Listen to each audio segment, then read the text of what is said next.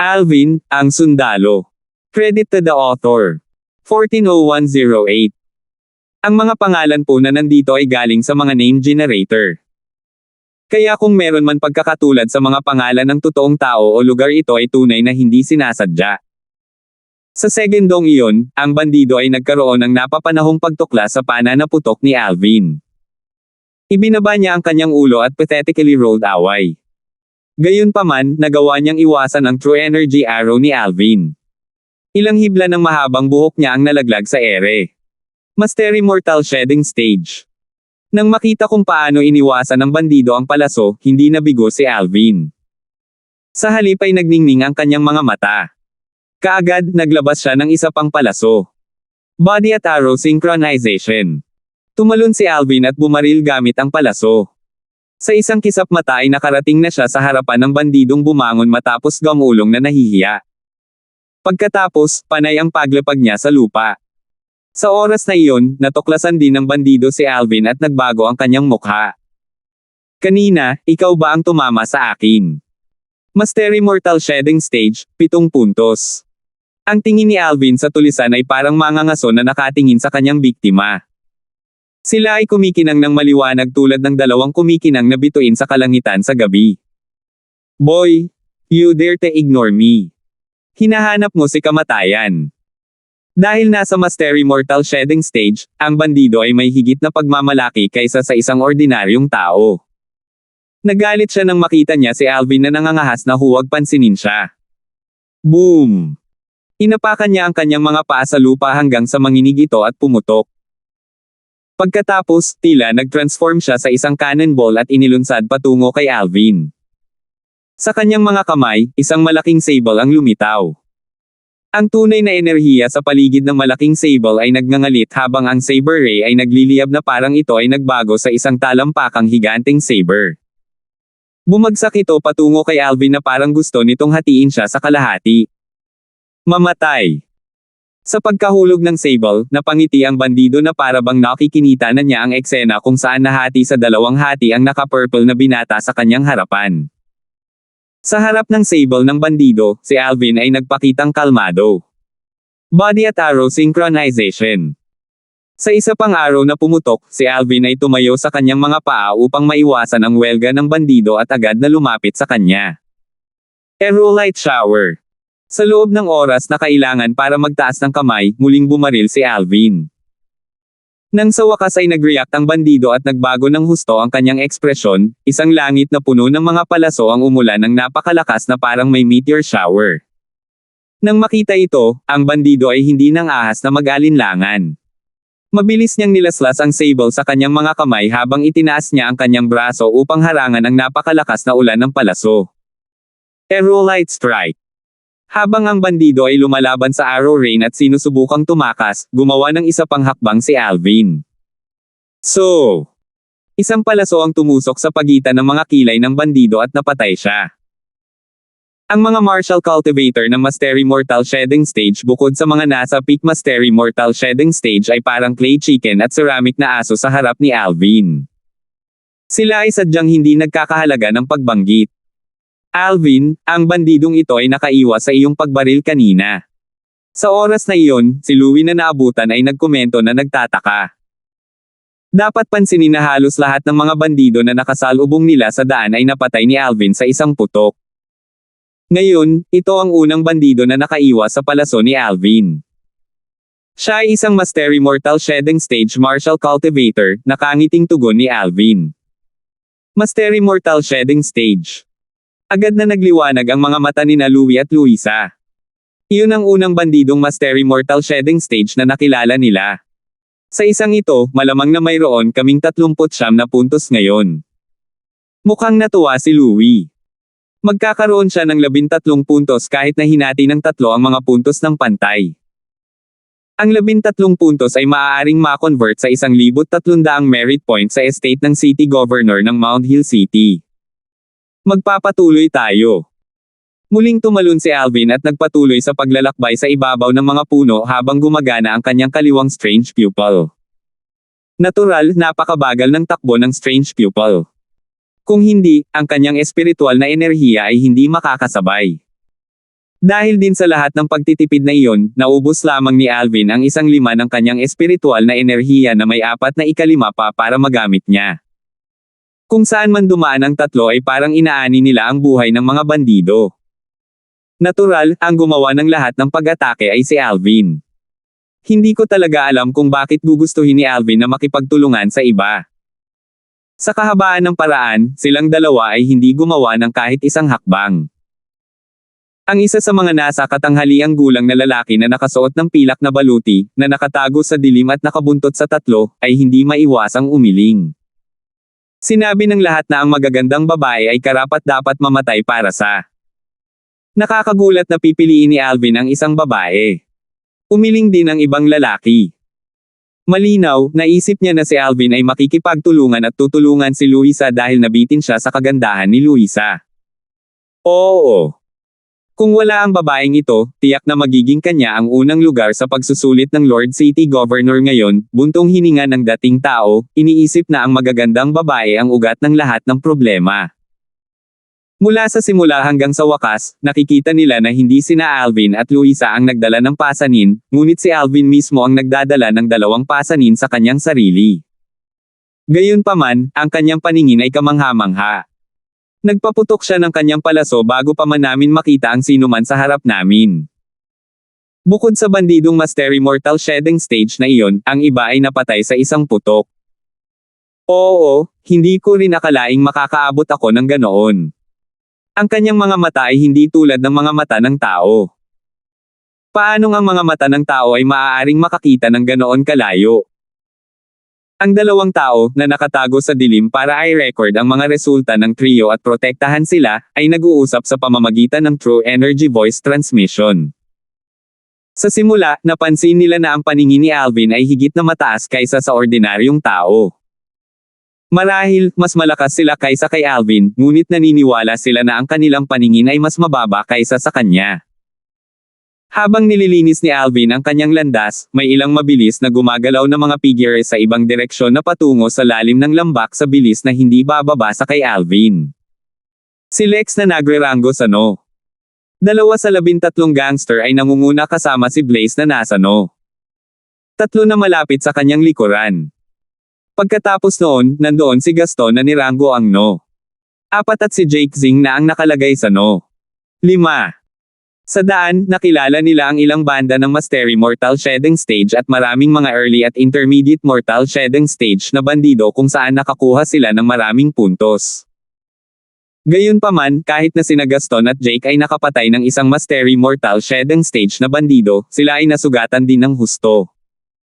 Mga tao mula sa City Governor's Estate ng Mount Hill City. Walang ganoong espesyal sa kanila.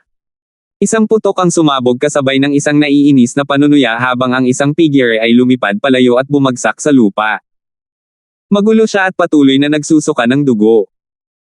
Sa pagtingin sa bandido ng Mastery Mortal Shedding Stage, nakitang-kita sa kanyang mukha ang hangarin na pumatay na naglalakad palapit sa kanya. Ang mukha ni Zilong ay naging sobrang malungkot. Alvin, kasalanan mo ang lahat. Kung hindi dahil sa'yo, napantayan ko man lang siya kahit hindi ko siya matalo. Sa harap ng tulisan na gustong pumatay sa kanya, si Zilong ay nagngangalit ang kanyang mga ngipin ngunit ang target ng kanyang puot ay hindi ang bandido na nauna sa kanya. Sa halip, si Alvin iyon. Sa kanyang palagay, hindi siya mapupunta sa kasalukuyang suliraning ito kung hindi dahil kay Alvin na lubos na nasugatan sa kanya noong nakaraang araw, na naging dahilan upang siya ay sumabak sa pagsusulit na may nasugatan na katawan. Nang papatayin na ng bandido si Zilong, lumitaw ang isang pilak na figure. 36 na tagapangalaga ng estate ng gobernador ng lungsod ng Mount Hill City. Nang makita ng bandido ang kabataang nakasuot ng pilak na baluti sa kanyang harapan, nagbago ang kanyang mukha at nagmamadaling tumalikod upang makatakas. Sa kasalukuyan, isa lang ang nasa isip niya. Takbo. Tumakbo sa abot ng kanyang makakaya.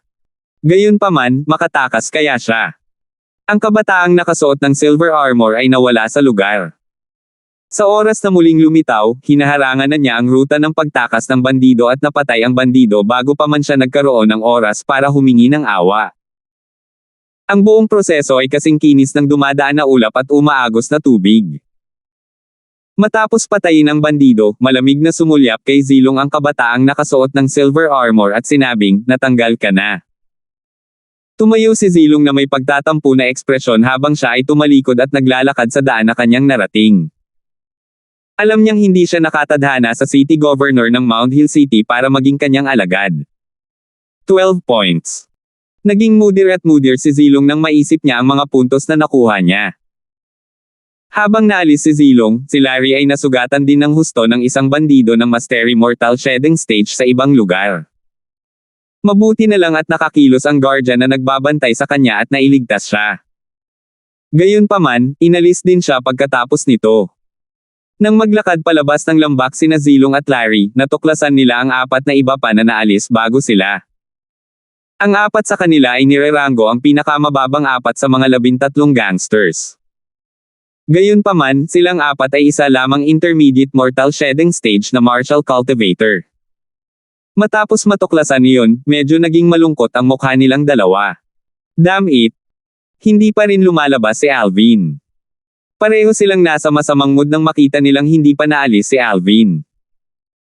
Kahit na gusto talaga nilang mamatay siya sa lambak, alam nilang imposible iyon dahil sa proteksyon ng 36 na tagapangalaga. Ngayon, umaasa na lang sila na mas maaga siyang maalis. Sa kasamaang palad, sila ay nakatakdang mabaigo. Nang halos makarating ang tatlo sa dulo ng lambak, apat na iba pa ang magkasunod na nakarating at nakita nila ang isa't isa. Alvin. Luisa. Apat na pares ng mga mata ang sabay na dumapo kina Alvin at Luisa. Si Louie na nasa tabi nila ay lubos na hindi pinansin. Alvin, hindi ko inasahan na napakaswerte mo na naabot mo ang ganito. Akala ko ay matatanggal ka na sa kalagitnaan, minisyon ni Jake na may peking ngiti. Lagi akong swerte. Iyan ay walang kakaiba. Alvin kuli sulyap kay Jake. Gayunpaman, nagulat ka sa pagdating ko dito. Ngumisi si Jake at tumingin kay Luisa na nasa tabi ni Alvin. Sister Graham, dapat ay nakipagtulungan ka sa akin. Sa pakikipagtulungan kay Alvin sa daan, hindi ka nakakuha ng maraming puntos, di ba? Habang nagsasalita si Jake, tumingin siya kay Alvin na may ngiti. Si Alvin ay tahimik kahit na marinig ang mga salita ni Jake. Gayunpaman, halos tumawa ng malakas sina Louie na nasa tabi ni na Alvin at Luisa. Hindi ba nakakuha ng maraming puntos sa pamamagitan ng pakikipagtulungan kay Alvin? Ha. Sakto nang lumubog ang mukha ni Luisa at may gustong sabihin, isang pagsabog ng galit na tawa ang sumambulat mula sa kailaliman ng lambak, palapit ng palapit sa kanila. Hindi nagtagal, lumitaw ang isang figure sa harap ni Alvin at ng iba pa. Ito ay isang nasa katanghaliang gulang na lalaki na nakasuot ng kulay abong balabal na may ilang galo sa kanyang mukha na mukhang kahindek-hindek. Dahil nakarating ka dito, ibig sabihin ay medyo malakas kayong lahat. Sayang naman at lahat kayo ay kailangang mamatay dito ngayon. Ang tao ay nagpalipat-lipat sa pagitan ni Alvin at ng iba pa nang hindi maingat. 1402. Yugto ng pagkaperpekto sa mortal shedding. Natigilan si Alvin. Matapos gamitin ang Divine Eye, agad niyang natukoy ang cultivation base ng kahindek-hindek na nasa katanghaliang gulang na lalaking iyon na kulay abo sa harap niya. Ang kanyang kalaban ay isang Perfection Mortal Shedding Stage powerhouse. Siya ang Perfection Mortal Shedding Stage bandit. Habang tinitingnan ng nasa katanghaliang lalaki na kulay abo, ang mga mata ni Alvin ay nababalot ng pag-aalala. May lakas ka ba para hilingin na mamatay tayong lahat dito? Ngumisi si Jake. Sa sandaling iyon, ang atensyon ni Jake ay nakatuon sa lalaking nakasuot ng kulay abo. Hindi niya lubos na napansin na naging seryoso ang mga mukha ni Lex at Blaze na parang alam nilang kaharap nila ang isang malakas na kalaban. Maging ang pagkasabik ni Gaston ay nawala matapos tingnan ang kanilang mga ekspresyon. Ipapakita ko sa iyo ang aking lakas ngayon. Sa isang mapait na ngiti, ang lalaking nakaabo ay nawala sa kanyang kinatatayuan na parang bugzo ng hangin nang walang anumang paggalaw. Nang muling lumitaw, nasa harap na siya ni Jake. Mabilis ang kidlat. Mabilis ang kanyang takbo kaya napanganga ang lahat na hindi makapaniwala. Isang maliit na whirlpool ang lumitaw sa kaliwang pupil ni Alvin pagkatapos niyang gamitin ang strange pupil. Pakiramdam niya ay naubos niya ang wala pang kalahati ng kanyang espiritual na enerhiya upang makuha ang gumagalaw na figure ng nasa katanghaliang gulang na lalaki na kulay abo. Ang dami ng espiritual na enerhiya na natupok niya sa sandaling iyon ay halos maihahambing sa dami ng espiritual na enerhiya na natupok niya sa buong paglalakbay. Yan ba ang bilis ng isang perfection mortal shedding stage? Nanginig ang puso ni Alvin. Bilang karagdagan sa pagbubukas ng mas maraming Saint Veins at pagkakaroon ng napakalaking Chi, ang dami ng true energy na taglay ng isang tao sa perfection mortal shedding stage ay hindi maihahambing sa isang tao sa mastery mortal shedding stage, higit pa sa isang tao sa intermediate mortal shedding stage. Ang tunay na enerhiya sa katawan ng isang perfection mortal shedding stage martial cultivator na ginawa ay maaaring umabot sa isang lubhang nakakatakot na yugto anuman ang lakas o bilis nito. Natuklasan ni Alvin iyon sa labanan nina Arnold at Loki kahapon.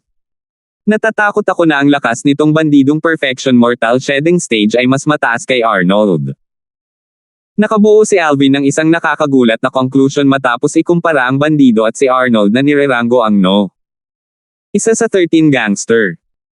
Marahil ay mahirap para sa kanyang dating sarili na ibahin iyon, ngunit ngayon, mayroon siyang kakaibang mag-aaral, kaya madali niyang natuklasan iyon pagkatapos gamitin ito. Sure! Malaki ang pagbabago sa mukha ni Jake.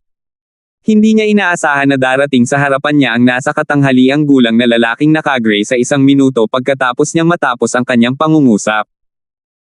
Pagkatapos, mukhang takot na takot din siya habang hinuhulaan niya ang cultivation base ng kanyang kalaban. Yugto ng pagbagsak ng kasakdalan sa mortal. Agad, ang tunay na enerhiya sa kanyang mga paa ay lumundag habang binabalak niyang tumakas sa pamamagitan ng paggamit ng isang diskarte sa paggalaw. Gayunpaman, napansin niya ang kamay ng kanyang kalaban na kumikilos patungo sa kanya na parang fan ng dahon ng cattail kapag siya ay gumalaw. Sa sobrang bilis nito ay hindi niya maiwasan. Sa sandaling iyon, mukhang desperado si Jake. Bang! Isang malakas na putok ang umalangaw-ngaw kasama ang malalawak na airwaves na nagpagigil sa mga damit ng lahat. Sa susunod na sandali, nakita ito ng lahat. Isang pilak na figure ang lumitaw sa harap ni Jake. Ito ay isang nasa katanghaliang gulang na lalaking nakasuot ng silver armor na hamarang sa pag-atake ng palad mula sa lalaking nakasuot ng kulay abo. Ang 36 na tagapangalaga na nasa likod ni Jake ay sa wakas ay lumitaw sa napakahalagang sandali at iniligtas ang kanyang buhay. Nanginginig ang lalaking nakasuot ng kulay abo at malungkot na tumingin sa lalaking nakasuot ng pilak. Ang 36 na tagapangalaga ng City Governor's Estate ng Mount Hill City. Hindi ba hiniling sa amin ng iyong City Governor's Estate na salakayin ang mga pumapasok sa lambak? Bakit ka nakialam? Ang pag-atake mo sa kanila ay iyong negosyo. Ang pagprotekta sa kanila ay akin. Sinabi ni Master City Governor na kung maalis mo silang lahat, hahayaan kang mabuhay. Pagkatapos ng malamig na sulyap sa lalaking nakasuot ng kulay abo, ang lalaking nakabaluti na pilak ay tumingin kay Jake at sinabing, natanggal ka na. Madilim ang ekspresyon ni Jake, ngunit wala siyang ibang magawa kundi ang tumalikod upang umalis kasama ang nasa katanghaliang gulang na lalaking nakapilak. Habang papaalis siya, hindi niya nakalimutang lumingon at tumingin kay Alvin ng masama. Tinatrato ako bilang isang litmus test. Sa pagkakataong iyon, sa wakas ay natauhan na ang lalaking nakasuot ng kulay abo. Itinuring siya ng City Governor's Estate ng Mount Hill City bilang isang litmus test. Kayo ay mula sa Latent Dragon Camp ng City Governor's Estate ng Mount Hill City, hindi ba? Pagkatapos niyang mabawi ang kanyang katinoan, sinulyapan niya si Alvin at ang iba pa para magtanong sa malalim na boses. I guess that without an answer from you lot. Pagkatapos ngumuso, nagpatuloy siya sa pagsasabing, kahit na hindi ko kayang patayin kayong lahat, wala sa inyo ang dapat umasa na makapasa sa antas na ito. Aalisin ko kayong lahat. Habang nagsasalita siya, bumungad sa kanyang mga mata ang matinding tiwala sa sarili. Nang marinig ang sinabi ng lalaking nakasuot ng kulay abo, si Blaze ay agad na nagbago ng kanyang paninindigan habang siya ay sumigaw ng malakas, lahat, dapat tayong magkapit kamay ngayon. Sa kasalukuyan, hindi alintana si Blaze, Lex, o Gaston, lahat sila ay nakumpirma na ang cultivation base ng kanilang banta ay nasa perfection mortal shedding stage. Kaharap ang isang perfection mortal shedding stage powerhouse, wala ni isa sa kanila ang makakapantay sa kanya. Magkakaroon lamang sila ng pagkakataon kung magkapit kamay sila. Magkapit kamay. Ang lalaking naka-gray ay hindi maiwasang mapangiti nang marinig niya ang mga salita ni Blaze. Pagkatapos, nawala siya bago sina Lex, Blaze, Gaston, Luisa, at Louie. Ginamit ni Alvin ang kanyang strange pupil na nagbigay daan sa kanya na halos makuha ang figure ng lalaking nakasuot ng kulay abo. Sa isang kisap mata, dumating ang lalaki sa harapan ni Blaze at ginamit ang kanyang palad. Boom! Ang true energy on the Saint Weapon gloves ay lumundag at nag-transform sa isang solidong palm print na malapit ng dumaong kay Blaze. Bang! Ang isa pang nasa katanghaliang gulang na lalaking nakapilak ay lumitaw at hinaranggan ang pag-atake ng palad mula sa lalaki. Isa ito sa 36 na tagapangalaga. Ang lalaking nakapilak na nakadamit ay tumingin kay Blaze at malamig na sinabing, "Eliminated." Si Blaze ay mukhang mahina at may mapait na ngiti sa kanyang mukha. Napakabilis ng kanyang kalaban kaya hindi siya makapag-react. Bagamat alam niyang malakas ang perfection mortal shedding stage, hindi niya inaasahan na ganoon kalakas siya. Nakarating siya sa harapan niya sa isang kisap mata. Natanggal. Natanggal. Matapos maalis si Blaze, tumunog din ang ilan pang neutral na boses. Louie, Luisa, Gaston, at Lex ay magkasunod na inalis. Sa kanilang apat, tanging si Lex lamang ang nakalaban hanggang sa gumawa ng pangalawang galaw. Bago umalis si Lex, siya ang huling nagsabi ng, "Mabilis yan." Tumingin siya ng may marangal na ekspresyon patungo sa after image na gumagalaw kasama ng isang araw na bumaril. Ang bilis ni Alvin ay mas mabilis kaysa sa akin. Ang after image na gumagalaw kasama ng araw ay si Alvin. Umalis sina Luisa at Louie. Wala sa kanila ang nag-alala tungkol sa kaligtasan ni Alvin kasama ang 36 na tagapangalaga doon. Natural, hindi nila akalain na magagawa ni Alvin na talunin ang bandido ng perfection mortal shedding stage. Mukhang walang sino man ang makakakuha ng 20 puntos na ito. Sa isang malaking puno sa tabi nila, nakatayo ang isang nasa katanghaliang gulang na lalaking nakapilak at marahang ipinilig ang kanyang ulo. 20 puntos ang makukuha ng isa sa pamamagitan ng pagpatay sa isang bandit ng perfection mortal shedding stage. Sa kasalukuyan, si Alvin na lang ang natitira sa 13 gangsters ng Latent Dragon Camp. Kahit na siya ay medyo malakas at nagawang talunin ang mga ordinaryong Mastery Mortal Shedding Stage na Martial Cultivator, hindi iyon nangangahulugan na makakalaban niya ang isang Perfection Mortal Shedding Stage na Martial Cultivator. Ang bilis niya ay mas mabilis pa kaysa kay Lex na nagrango ng no. 2 sa 13 gangster. Hindi nakakapagtaka na si Alvin ay maaaring tumagal hanggang ngayon. Gayunpaman, ang kanyang bilis ay walang espesyal bago ang Mastery Mortal Shedding Stage na bandit na ito. Ang lalaking nakasuot ng pilak na isa sa 36 na tagapangalaga ay patuloy na umiling. Nakabantay siya, handang iligtas si Alvin anumang oras. Mula sa kasalukuyang bilis ni Alvin, nakikita niya na ang lakas ni Alvin ay, higit sa lahat, sa peak Mastery Mortal Shedding Stage na malayong maihahambing sa isang Perfection Mortal Shedding Stage.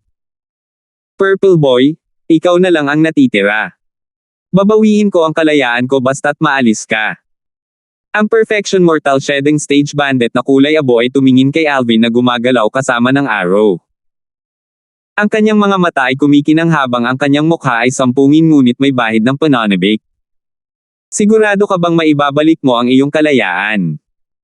Sa wakas, itinigil ni Alvin ang kanyang katawan at tumayo ng malayo sa lalaking nakasuot ng kulay abo at hinarap siya mula sa malayo. Aaminin ko na mas mabilis ka kaysa sa binata na batang iyon.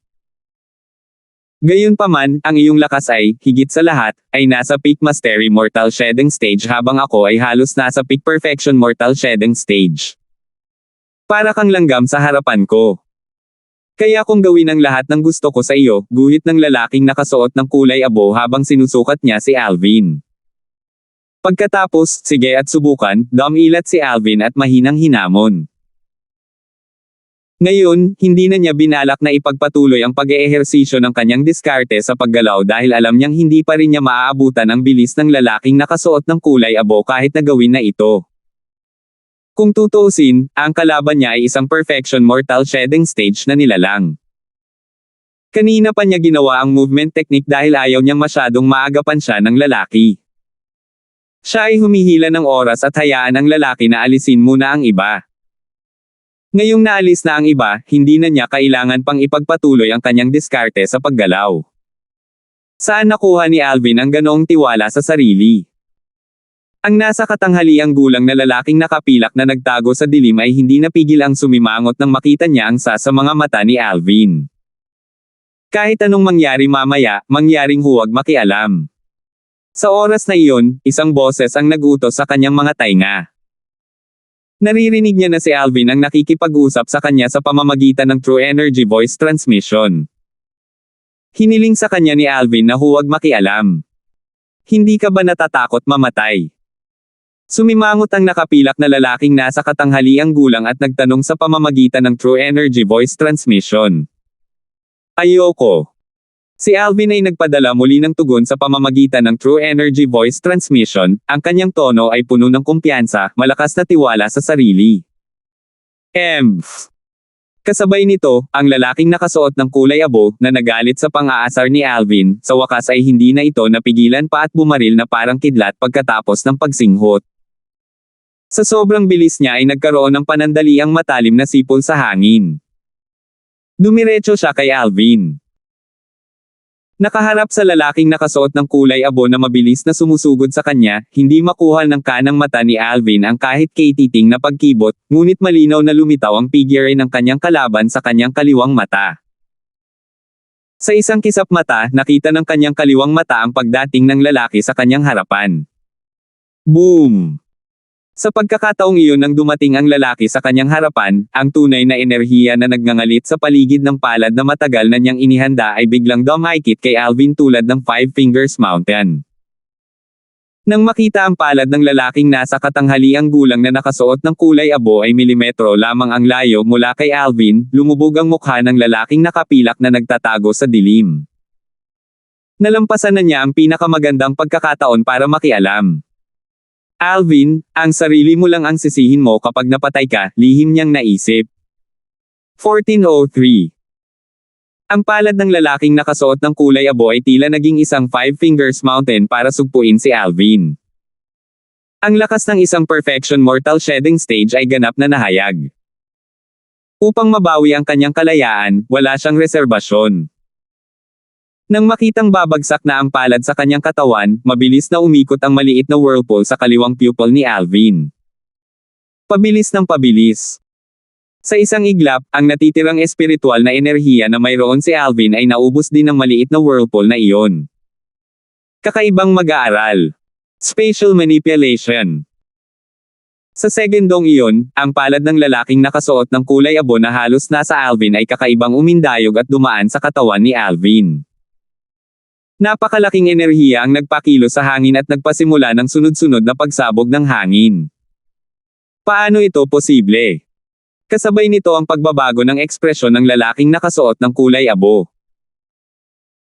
Gayunpaman, sa segundong iyon, kinaladkad siya ng kanyang buong puwersang pag-atake at ganap na nalantad sa harap ni Alvin.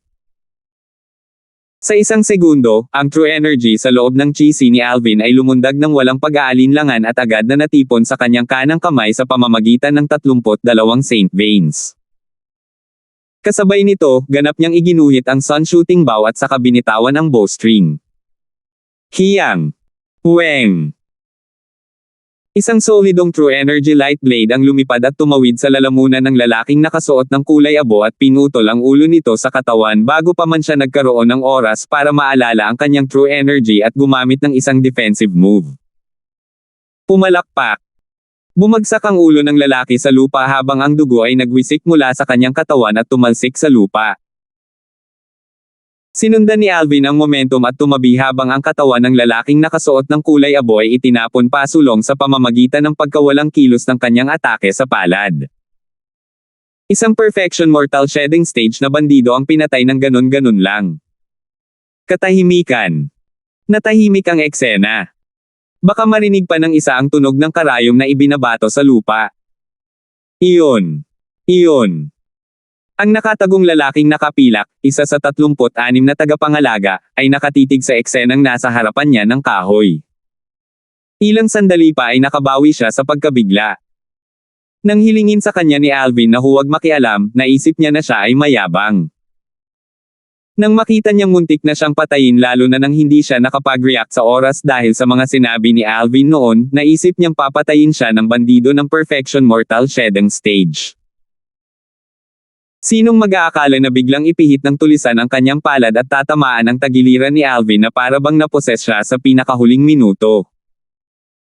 Sa pagkakataong iyon, hindi rin niya napansin kung paano nagbago ang direksyon ng palad ng bandido. Sa kanyang paningin, ang kamay ng bandido ay tila naglaho sa hangin at nagkatawang tao sa tabi ni Alvin ng sabay-sabay, na tila iniiwasan ang kanyang target. Hindi niya maisip kung ano ang nangyaring mali. Pagkatapos nito, napagmasdan niya si Alvin na mapagpa siyang sinasamantala ang split second para patayin ang bandido nang hindi nakuha ng huli ang kanyang putok at hindi nakakuha ng oras para ipagtanggol ang sarili. Bilang isang peak perfection mortal shedding stage, malinaw niyang alam na ang magiging punto ng labanang ito ay kapag hindi nakuha ng bandido ang kanyang pag-atake. Alinsunod dito, ang kanyang palad ay sapat na upang patayin si Alvin. Sa napakahalagang sandaling iyon, kakaibang iniwasan ito ni Alvin. Pinatay lang siya ni Alvin dahil sa kalokohang iyon. Maliban kung alam ni Alvin na mangyayari iyon. Bumilis ang tibok ng kanyang puso nang maisip niya ang voice transmission ni Alvin na humiling sa kanya na huwag makialam. Isang hindi kapani-paniwalang pag-iisip ang pumasok sa kanyang isipan. Yun. Maliban na lang kung iyon ang plano niya noon pa man. Hindi siya naglakas loob na ipagpatuloy ang landas ng pag-iisip. Kung ito talaga ang plano ni Alvin, gaano siya nakakatakot. Sa sandaling iyon, nagkaroon ng kasakiman sa kaibuturan ng mga mata ng lalaking nakasuot ng pilak. Kung talagang ito ay ang paglipat ni Alvin. Ibig sabihin ba nito ay makakalaban ko ang isang Paramount Mortal Shedding Stage na powerhouse gamit ang aking cultivation base ng Perfection Mortal Shedding Stage kung nakakuha ako ng mga ganoong kapangyarihan. Sa pag-iisip niyan, sobrang na-excite siya. Sa oras na iyon, ako, ang Heavenly Dark Guardian ay hindi magiging mas mahina kaysa sa karamihan sa mga nagrerango sa nangungunang 10. Ang Heavenly Dark Guardian ay nirerango ang No. 18 sa 36 na tagapangalaga ng estate ng gobernador ng lungsod ng Mount Hill City. Ang kanyang cultivation base ay nasa peak perfection mortal shedding stage. Si Alvin, na ang espiritual na enerhiya ay halos maubos, ay tila namumutla. At the same time, mas alerto siya sa paligid. Naramdaman niya ang nagbabagang tingin sa kanya. Sa kasalukuyan, naubos na niya ang kanyang espiritual na enerhiya at naapektuhan nito ang kanyang lakas sa isang tiyak na lawak.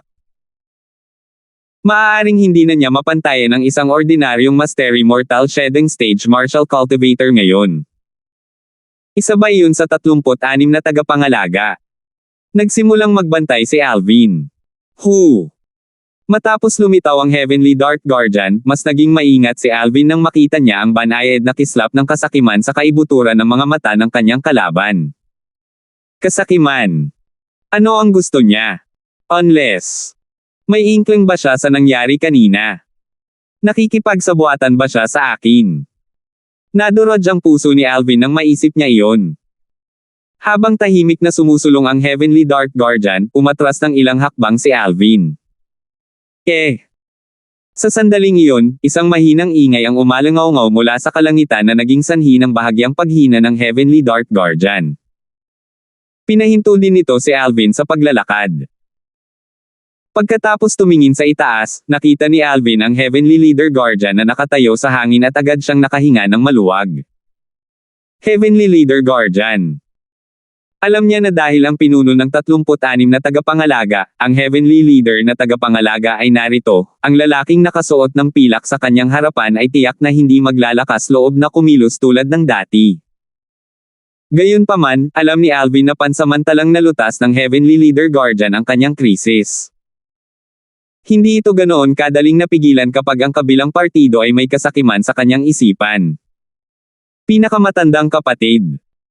Ang Heavenly Dark Guardian ay magalang na yumuko sa Heavenly Leader Guardian. Heavenly Dark Guardian. Bumaba ang Heavenly Leader Guardian at agad na lumapag sa tabi ni Alvin at ng Heavenly Dark Guardian. Tumingin siya sa Heavenly Dark Guardian at nakasimangot na nagtanong, napatay mo ba itong Perfection Mortal Shedding Stage Bandit? Hindi. Umiling ang Heavenly Dark Guardian at pagkatapos ay tumingin kay Alvin at umamin, pinatay niya siya. Ang Heavenly Dark Guardian. Nalaman ni Alvin ang tungkol sa nasa katanghaliang gulang na lalaki sa pangalan ni Silver nang lumitaw ang Heavenly Leader Guardian at binati siya. Heavenly Dark Guardian. Pinangalanan sila sa 36 na Heavenly Stars. Ang Heavenly Dark Guardian ay tila nasa ika-18 ranggo, lihim na naisip ni Alvin. Alvin. Kasabay nito, sa pamamagitan ng mga head-up mula sa Heavenly Dark Guardian, ang Heavenly Leader Guardian ay tumingin kay Alvin na may pagtataka na ekspresyon. Pinatay mo itong bandidong Perfection Mortal Shedding Stage. Oo. Tumango si Alvin. Nang mapansin ang sorpresa ng Heavenly Leader Guardian, idinagdag ni Alvin, nakipag-away siya sa iba at naubos ang kanyang lakas. Nagawa kong patayin siya sa sobrang swerte. Napakaswerte. Matapos makinig kay Alvin, ang Heavenly Leader Guardian ay tila hindi naniwala sa kanya habang matamang nakatitig kay Alvin. Ilang sandali pa, sinabi ng Heavenly Leader Guardian, natapos na ang pagsubok. Maaari ka nang umalis. Natapos na. Napakabilis. Natigilan si Alvin. Mayroon lamang isang bandido ng Perfection Mortal Shedding Stage na nakatago sa dulo ng lambak.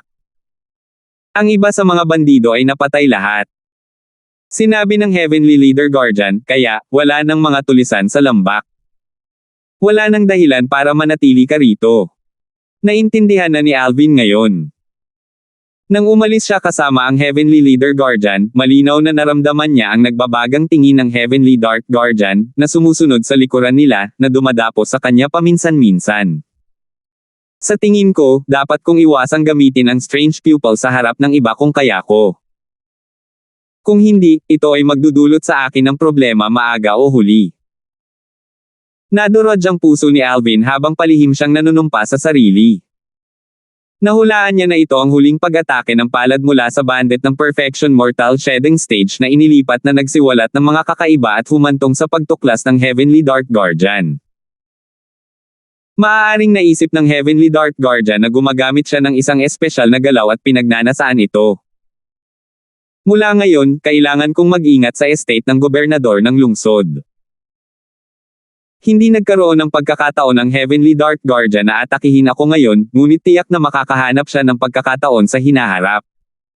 Hindi mahirap para kay Alvin na hulaan iyon. Marahil ay hindi siya papatayin ng Heavenly Dark Guardian sa una, ngunit tiyak na hihilingin niya sa kanya na ibigay ang Spatial Manipulation move. Kahit na alam niya na ang Spatial Manipulation ay isang kakayahan mula sa Strange Pupil na hindi matutumbasan, hindi iyon alam ng Heavenly Dark Guardian.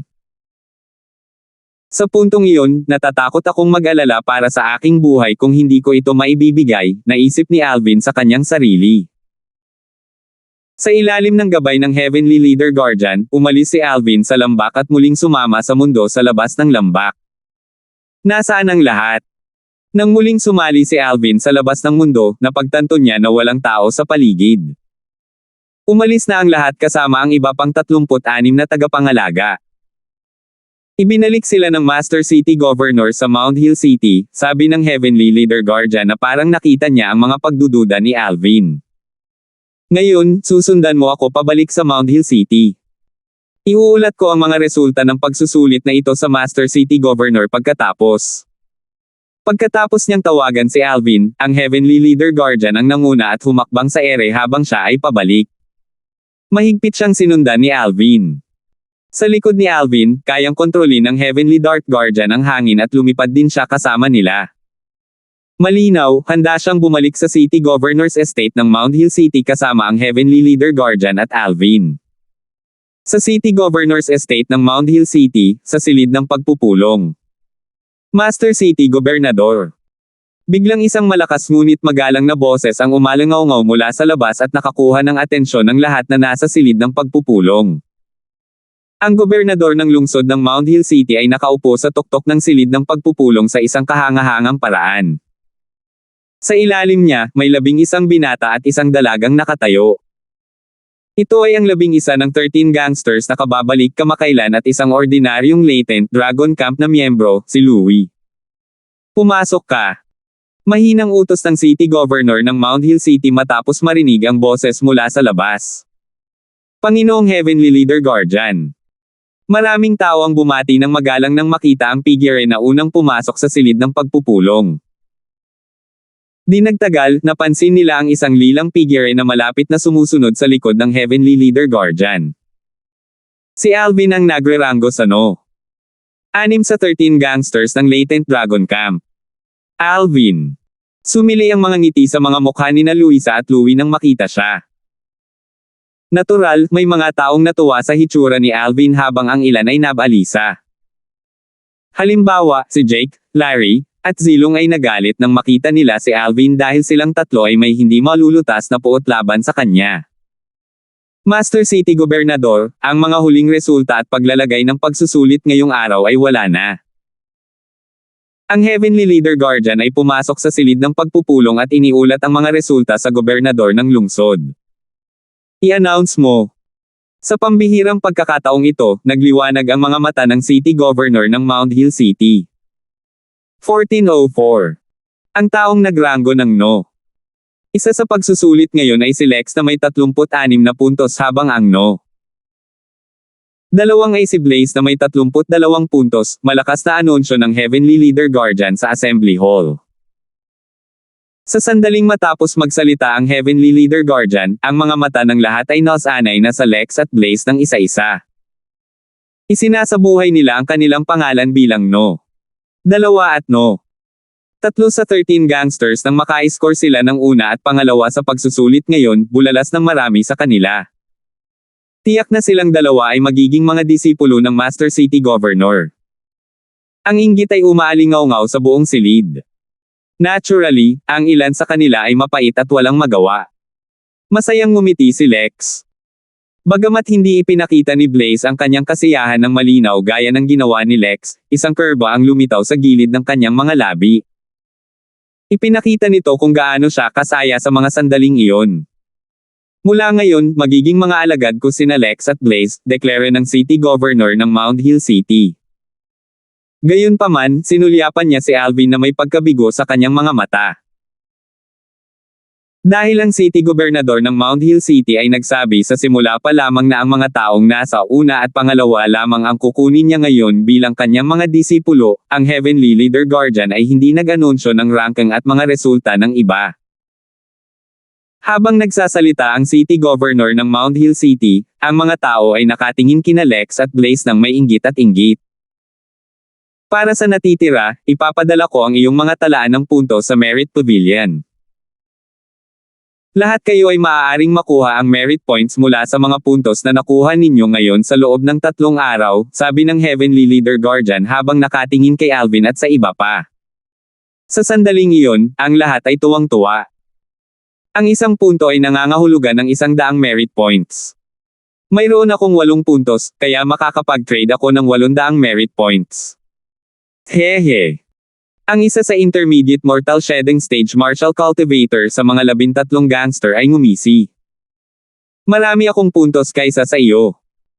Magagawa kong makipagpalitan ng 900 merit points. Ang isa pang Intermediate Mortal Shedding Stage Martial Cultivator ay nag-teeter din. Mananatili ang Heavenly Leader Guardian, Lex, at Blaze. Ang natitira ay maaaring bumalik sa Latent Dragon Camp, mahinahon na ibinalita ng City Governor ng Mount Hill City habang kumalat ang kanyang boses sa buong Assembly Hall.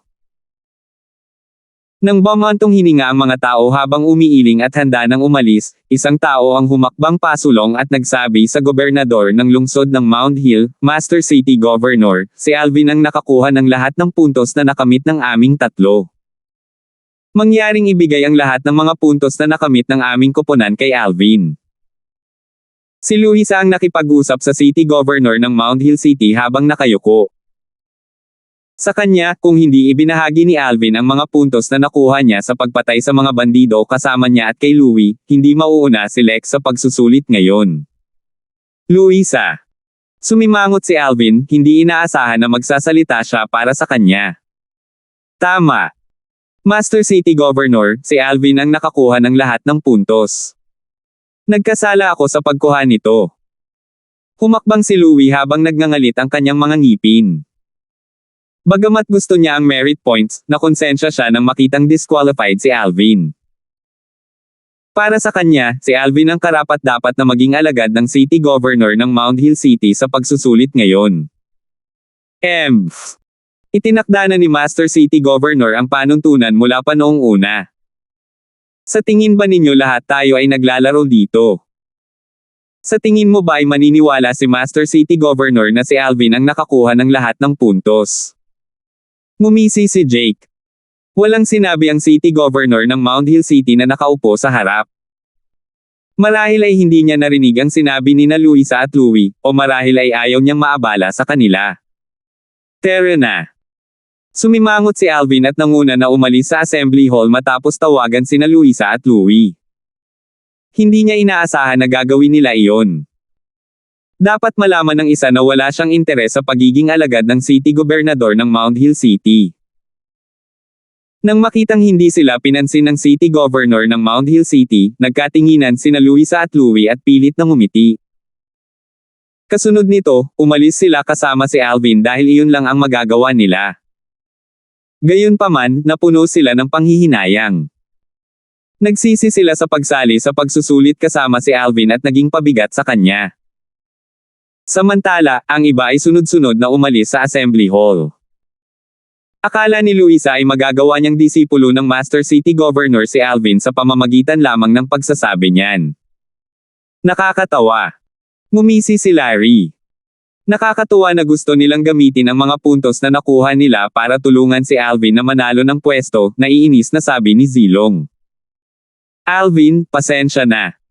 Paumanhin sa pabigat sa iyo, paghingi ng paumanhin ni Luisa kay Alvin habang pabalik sa Latent Dragon Camp. Ako ang dapat humingi ng tawad.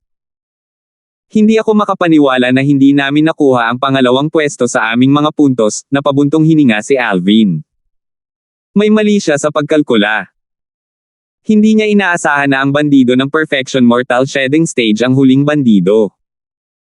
Nakakuha siya ng kabuoang 73 puntos pagkatapos nilang pumasok sa lambak at patayin ang mga bandido sa daan, kabilang ang bandido ng Perfection Mortal Shedding Stage.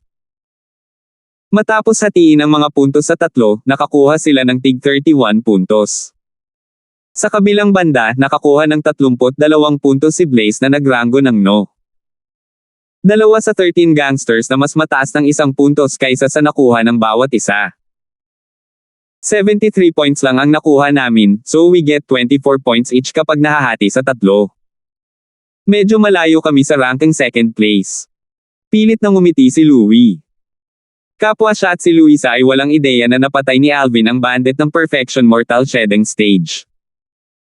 Gayunpaman, hindi binalak ni Alvin na ipaliwanag iyon.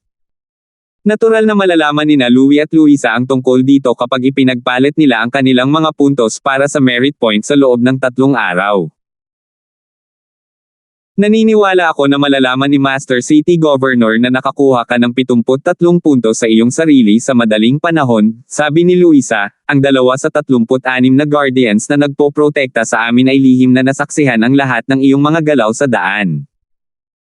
Alam nilang ikaw ang nakakuha ng 73 puntos ng mag-isa. Kung alam ni Master City Governor ang tungkol dito, tiyak na gagawa siya ng exception para gawin kang disipulo niya, naisip ni Luisa sa sandaling iyon. Nagpanik siya nang nasa Assembly Hall sila, kaya naman nakipag-usap siya kaagad sa City Governor ng Mount Hill City kanina.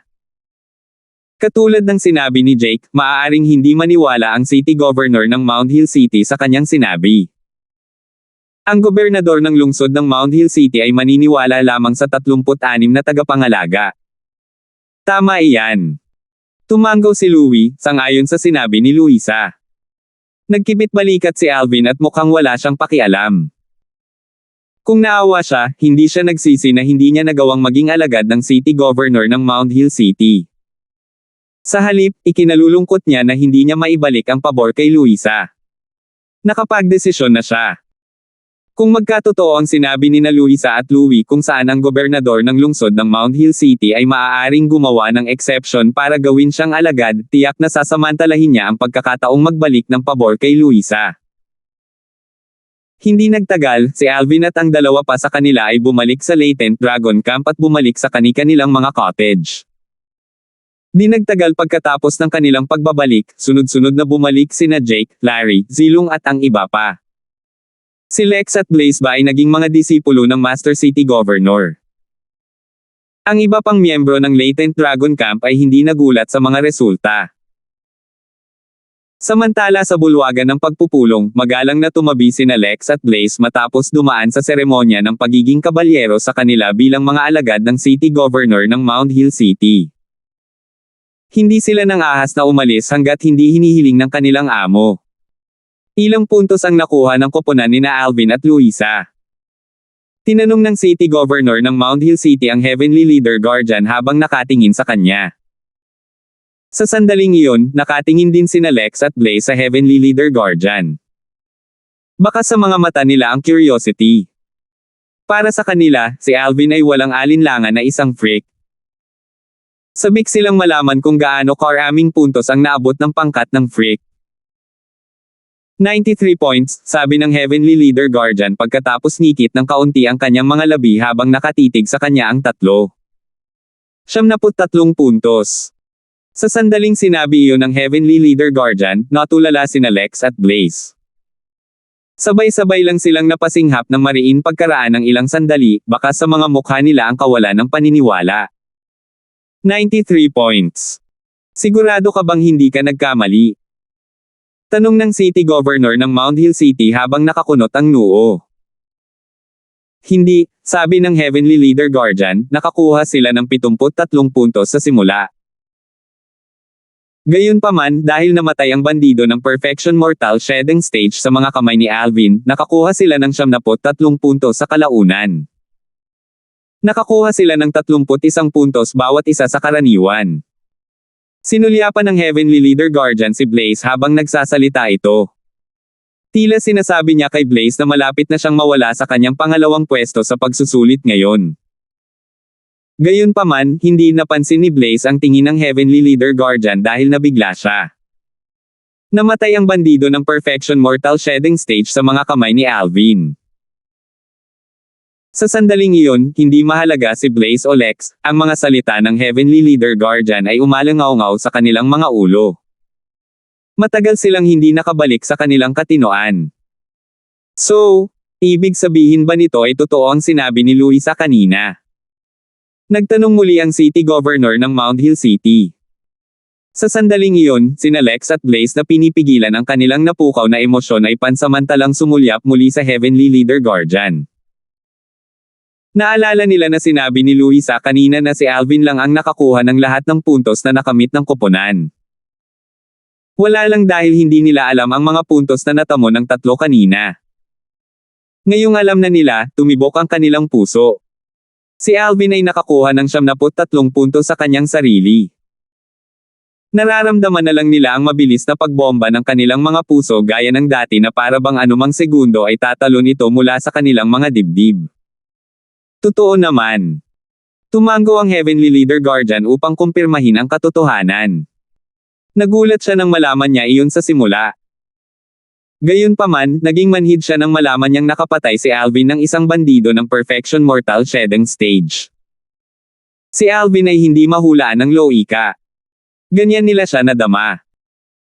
Nakakuha siya ng 73 puntos sa kanyang sarili at nakapatay ng isang Perfection Mortal Shedding Stage bandit noong ang kanyang cultivation base ay nasa Intermediate Mortal Shedding Stage.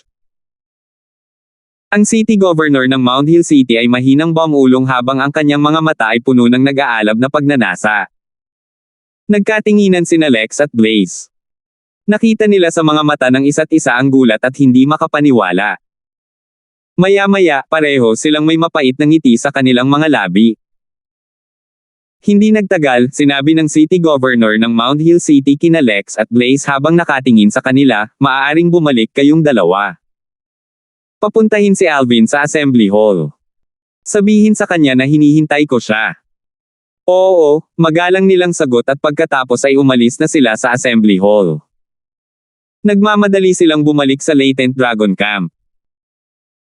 Sina Lex at Blaze, na naging limelight sa karamihan ng mga miyembro ng Latent Dragon Camp, ay nagsabi kay Alvin nang bumalik sila sa kampo, "Alvin, hinihiling ni Master na makita mo siya sa assembly hall." Nakausap nila siya sa pamamagitan ng True Energy Voice Transmission sa Cottage No. 6 na tinutuluyan niya. 14:05. May mga boses na nagmumula sa labas ng handa na si Alvin na pumasok sa Seven Treasures Exquisite Pagoda. Masasabi niyang ang mga boses ay kay Lex at Blaze. Ang master na binanggit nila ay walang alinlangan na ang City Governor ng Mount Hill City. Malapit na. Medyo nagulat si Alvin. Alam niya kung bakit siya hinahanap ng City Governor ng Mount Hill City nang hindi man lang hinuhulaan. Tulad ng sinabi ni Luisa, ang City Governor ng Mount Hill City ay gagawa ng exception para kay Alvin na maging kanyang disipulo sa sandaling malaman niya ang tungkol sa mga resulta na nakuha niya sa lambak. Pagkatapos ng lahat, nalampasan niya si Lex. Bukod doon, may isang bagay na hindi alam ni Luisa, ang katotohanang napatay niya ang bandit na Perfection Mortal Shedding Stage. Sa kabila ng pagiging nasa Intermediate Mortal Shedding Stage, nakapatay siya ng isang Perfection Mortal Shedding Stage Cultivator. Ang kanyang talento at kakayahan ay pinahahalagahan ng gobernador ng lungsod ng Mount Hill City tulad ng dati. Habang naglalakad siya palabas ng cottage, nakita ni Alvin sina Lex at Blaze na bumalik sa kani-kanilang cottage. "Alvin, napakakulit mo."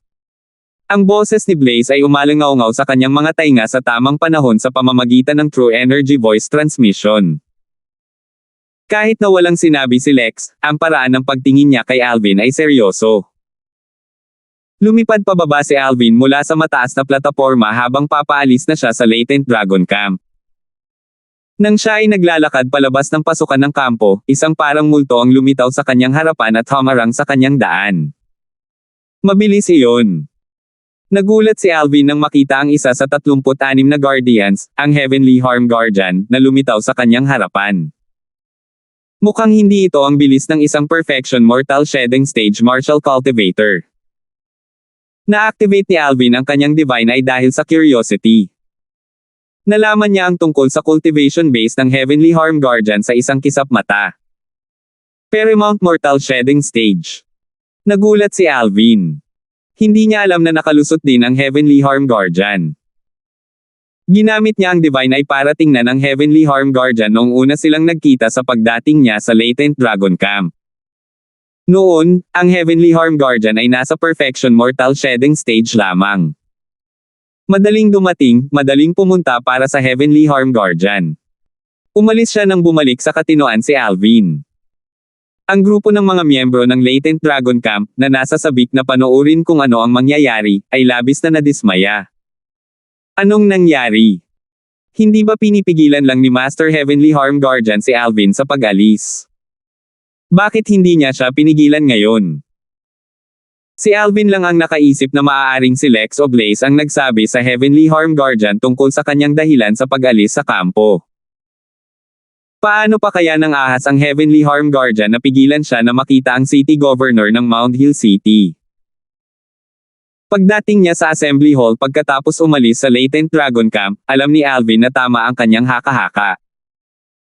"Alvin, gusto kitang kunin bilang aking disipulo. Handa ka bang tanggapin ang aking kahilingan?" Nakapikit ang City Governor ng Mount Hill City habang tinanong niya ng diretso si Alvin. "Master City Gobernador, ano ang pakinabang sa akin kung papayag akong maging disipulo mo?" Nang marinig ang kahilingan ng gobernador ng lungsod, diretsyong nagtanong din si Alvin. Nagbago ang ekspresyon ng Heavenly Leader Guardian nang marinig si Alvin at sumigaw, "Alvin, huwag kang manggahas na abusuhin ang ibinigay sa iyo. Dapat ay nagpapasalamat ka na nakakolekta ka ng sapat na magandang karma para sa Master City Governor para kunin ka bilang kanyang disipulo." Hindi niya inaasahan na ganoon kapangahas si Alvin. Kung tutuusin, matapang siya na nakipag-bargaining pa siya sa City Governor. Hindi pinansin ni Alvin ang Heavenly Leader Guardian at nagpatuloy na tumingin sa City Governor ng Mount Hill City ng mahinahon. Mukhang hinihintay niya ang isasagot niya. Ang gobernador ng lungsod ng Mount Hill City ay natigilan saglit bago nagtanong habang nakakaramdam ng saya, anong uri ng mga benepisyo ang nasa isip mo? Talagang prangka si Master City Governor. Nagliwanag ang mga mata ni Alvin. Ayoko ng marami. I only hope that Master City Governor will accept my one request. Sabihin mo, sabi ng gobernador ng lungsod ng Mount Hill City. Master City Governor, sana maprotektahan mo si Luisa para hindi siya masakripisyo sa awayan ng mga angkan sa Fuyu Town, seryosong sabi ni Alvin. Ipinarating ni Alvin ang kanyang nag-iisang kahilingan sa City Governor ng Mount Hill City. Bayan ng Fuyo. Kumunat ang noo ng City Governor ng Mount Hill City. Si Luisa ba ay taga Fuyu Town? Oo. Tumanggo si Alvin. Si Luisa ay mula sa Graham clan ng Fuyu Town. Siya rin ang no. Isang powerhouse sa mga nakababatang henerasyon sa Fuyu Town. Ang dalawa pang angkan na tinatrato ang kanyang clan bilang kanilang kaaway ay gusto siyang patayin. Ano ang relasyon mo sa kanya na handa kang gawin ito para sa kanya? Tanong ng City Governor ng Mount Hill City habang kinukutya siya ng kanyang mga mata. Kaibigan ko siya. Tinutulungan ko siya ng walang iba kundi ang pagbabalik ng pabor, sabi ni Alvin. Normal na magkaibigan lang ba kayong dalawa? Ang City Governor ng Mount Hill City ay nagpatuloy sa panunokso. Talaga. Tahimik na tumanggo si Alvin. Walang pagbabago ang emosyon sa puso niya. Kung ano man ang sinabi niya ay totoo. Wala siyang kinikimkim na damdamin para kay Luisa. Heavenly Leader Guardian, ipadala kaagad ang mga order ko sa Fuyu Town. Kung may mangyari kay Luisa, sisirain ng aking City Governor's Estate ng Mount Hill City ang parehong mga clans na lumalaban sa Graham clan, dikta ng City Governor ng Mount Hill City habang nakatingin sa Heavenly Leader Guardian. Oo, sir. Ang Heavenly Leader Guardian ay umalis kaagad sa Assembly Hall pagkatapos marinig iyon. Malinaw na papunta na siya para ipadala ang utos ng City Governor ng Mount Hill City. Sa sandaling iyon, si Alvin at ang City Governor ng Mount Hill City ang tanging dalawang tao na natitira sa malaking Assembly Hall. Natutuwa akong maging alagad mo, Guro. Yumukod si Alvin sa City Governor ng Mount Hill City. Guro. Kumunat ang noo ng City Governor ng Mount Hill City. Hindi niya inaasahan na tatawagin siyang Guro ni Alvin. Bagamat magkatulad ang Guro at Master, may malaking pagkakaiba sa pagitan ng dalawa. Kung ikukumpara sa pagiging master, walang alinlangang mas casual ang pagtanggap bilang isang guro. Karaniwan, mayroon lamang isang master. Kakailanganin ng isang tao na makakuha ng pag-aproba mula sa kanilang unang master kung gusto niyang gawing pangalawang master ang ibang tao. Kung hindi, ito ay magiging walang galang. Gayunpaman, ito ay ibang kaso para sa isang guro. Ito ay hindi kasing higpit para sa isang guro kumpara sa isang master. Ang isang senior na maaaring magturo at mag-lecture ay tatawaging guro. May master ka na ba? Nakarelax ang mukha ng City Governor ng Mount Hill City mula sa pagkunot ng noo habang nagtanong siya makalipas ang ilang sandali. Hindi. Umiling si Alvin. Kung gayon, bakit hindi mo ako tinatawag na master? Bakit mo ako tinawag na guro, sa halip? Mahigpit ang tunog ng City Governor at may panghahamak sa kanyang tono habang nagsasalita. Ang isang tagapagturo ay isang taong nagpapasa ng kaalaman at lumulutas sa kalituhan ng isang mag-aaral. Para sa akin, ang isang master ay tulad ng liwanag sa gabi na gumagabay sa akin pasulong habang ang isang guro ay isang taong tumutulong sa akin habang ako ay lumalaki, tapat na paliwanag ni Alvin. Sa makatuwid, sa kanya, kahit na siya ay naging alagad ng City Governor ng Mount Hill City, ang City Governor ay guro lamang niya ngunit hindi ang kanyang master. Masyadong seryoso sa kanya ang pagtawag sa City Governor ng Mount Hill City. Mukhang sinasabi mo na hindi ako karapat-dapat na turuan ka, ha? Isang malamig na kinang ang kumikinang sa mga mata ng City Governor ng Mount Hill City at ang kanyang boses ay naging mapanganib na mas malalim. Kung ikaw ang magiging liwanag na gagabay sa aking lakad, guro, kung gayon, natural na tatawagin kitang Panginoon. Ngunit sa ngayon, guro ka lang sa akin. Si Alvin ay nanatiling kalmado gaya ng dati na nakaharap sa gobernador ng lungsod ng Mount Hill na mukhang dumadagandong. Pwede ka nang umalis. Galit na nanunuya ang city governor ng Mount Hill City. Oo naman. Hindi gaanong nagsalita si Alvin habang siya ay umatras at umalis sa Assembly Hall.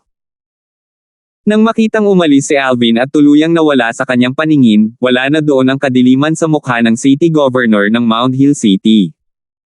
Napalitan iyon ng nakakatuwang ngiti. Ano ang isang kawili-wiling maliit na tao? Napatay niya ang isang perfection mortal shedding stage martial cultivator nang ang kanyang cultivation base ay nasa intermediate mortal shedding stage lamang.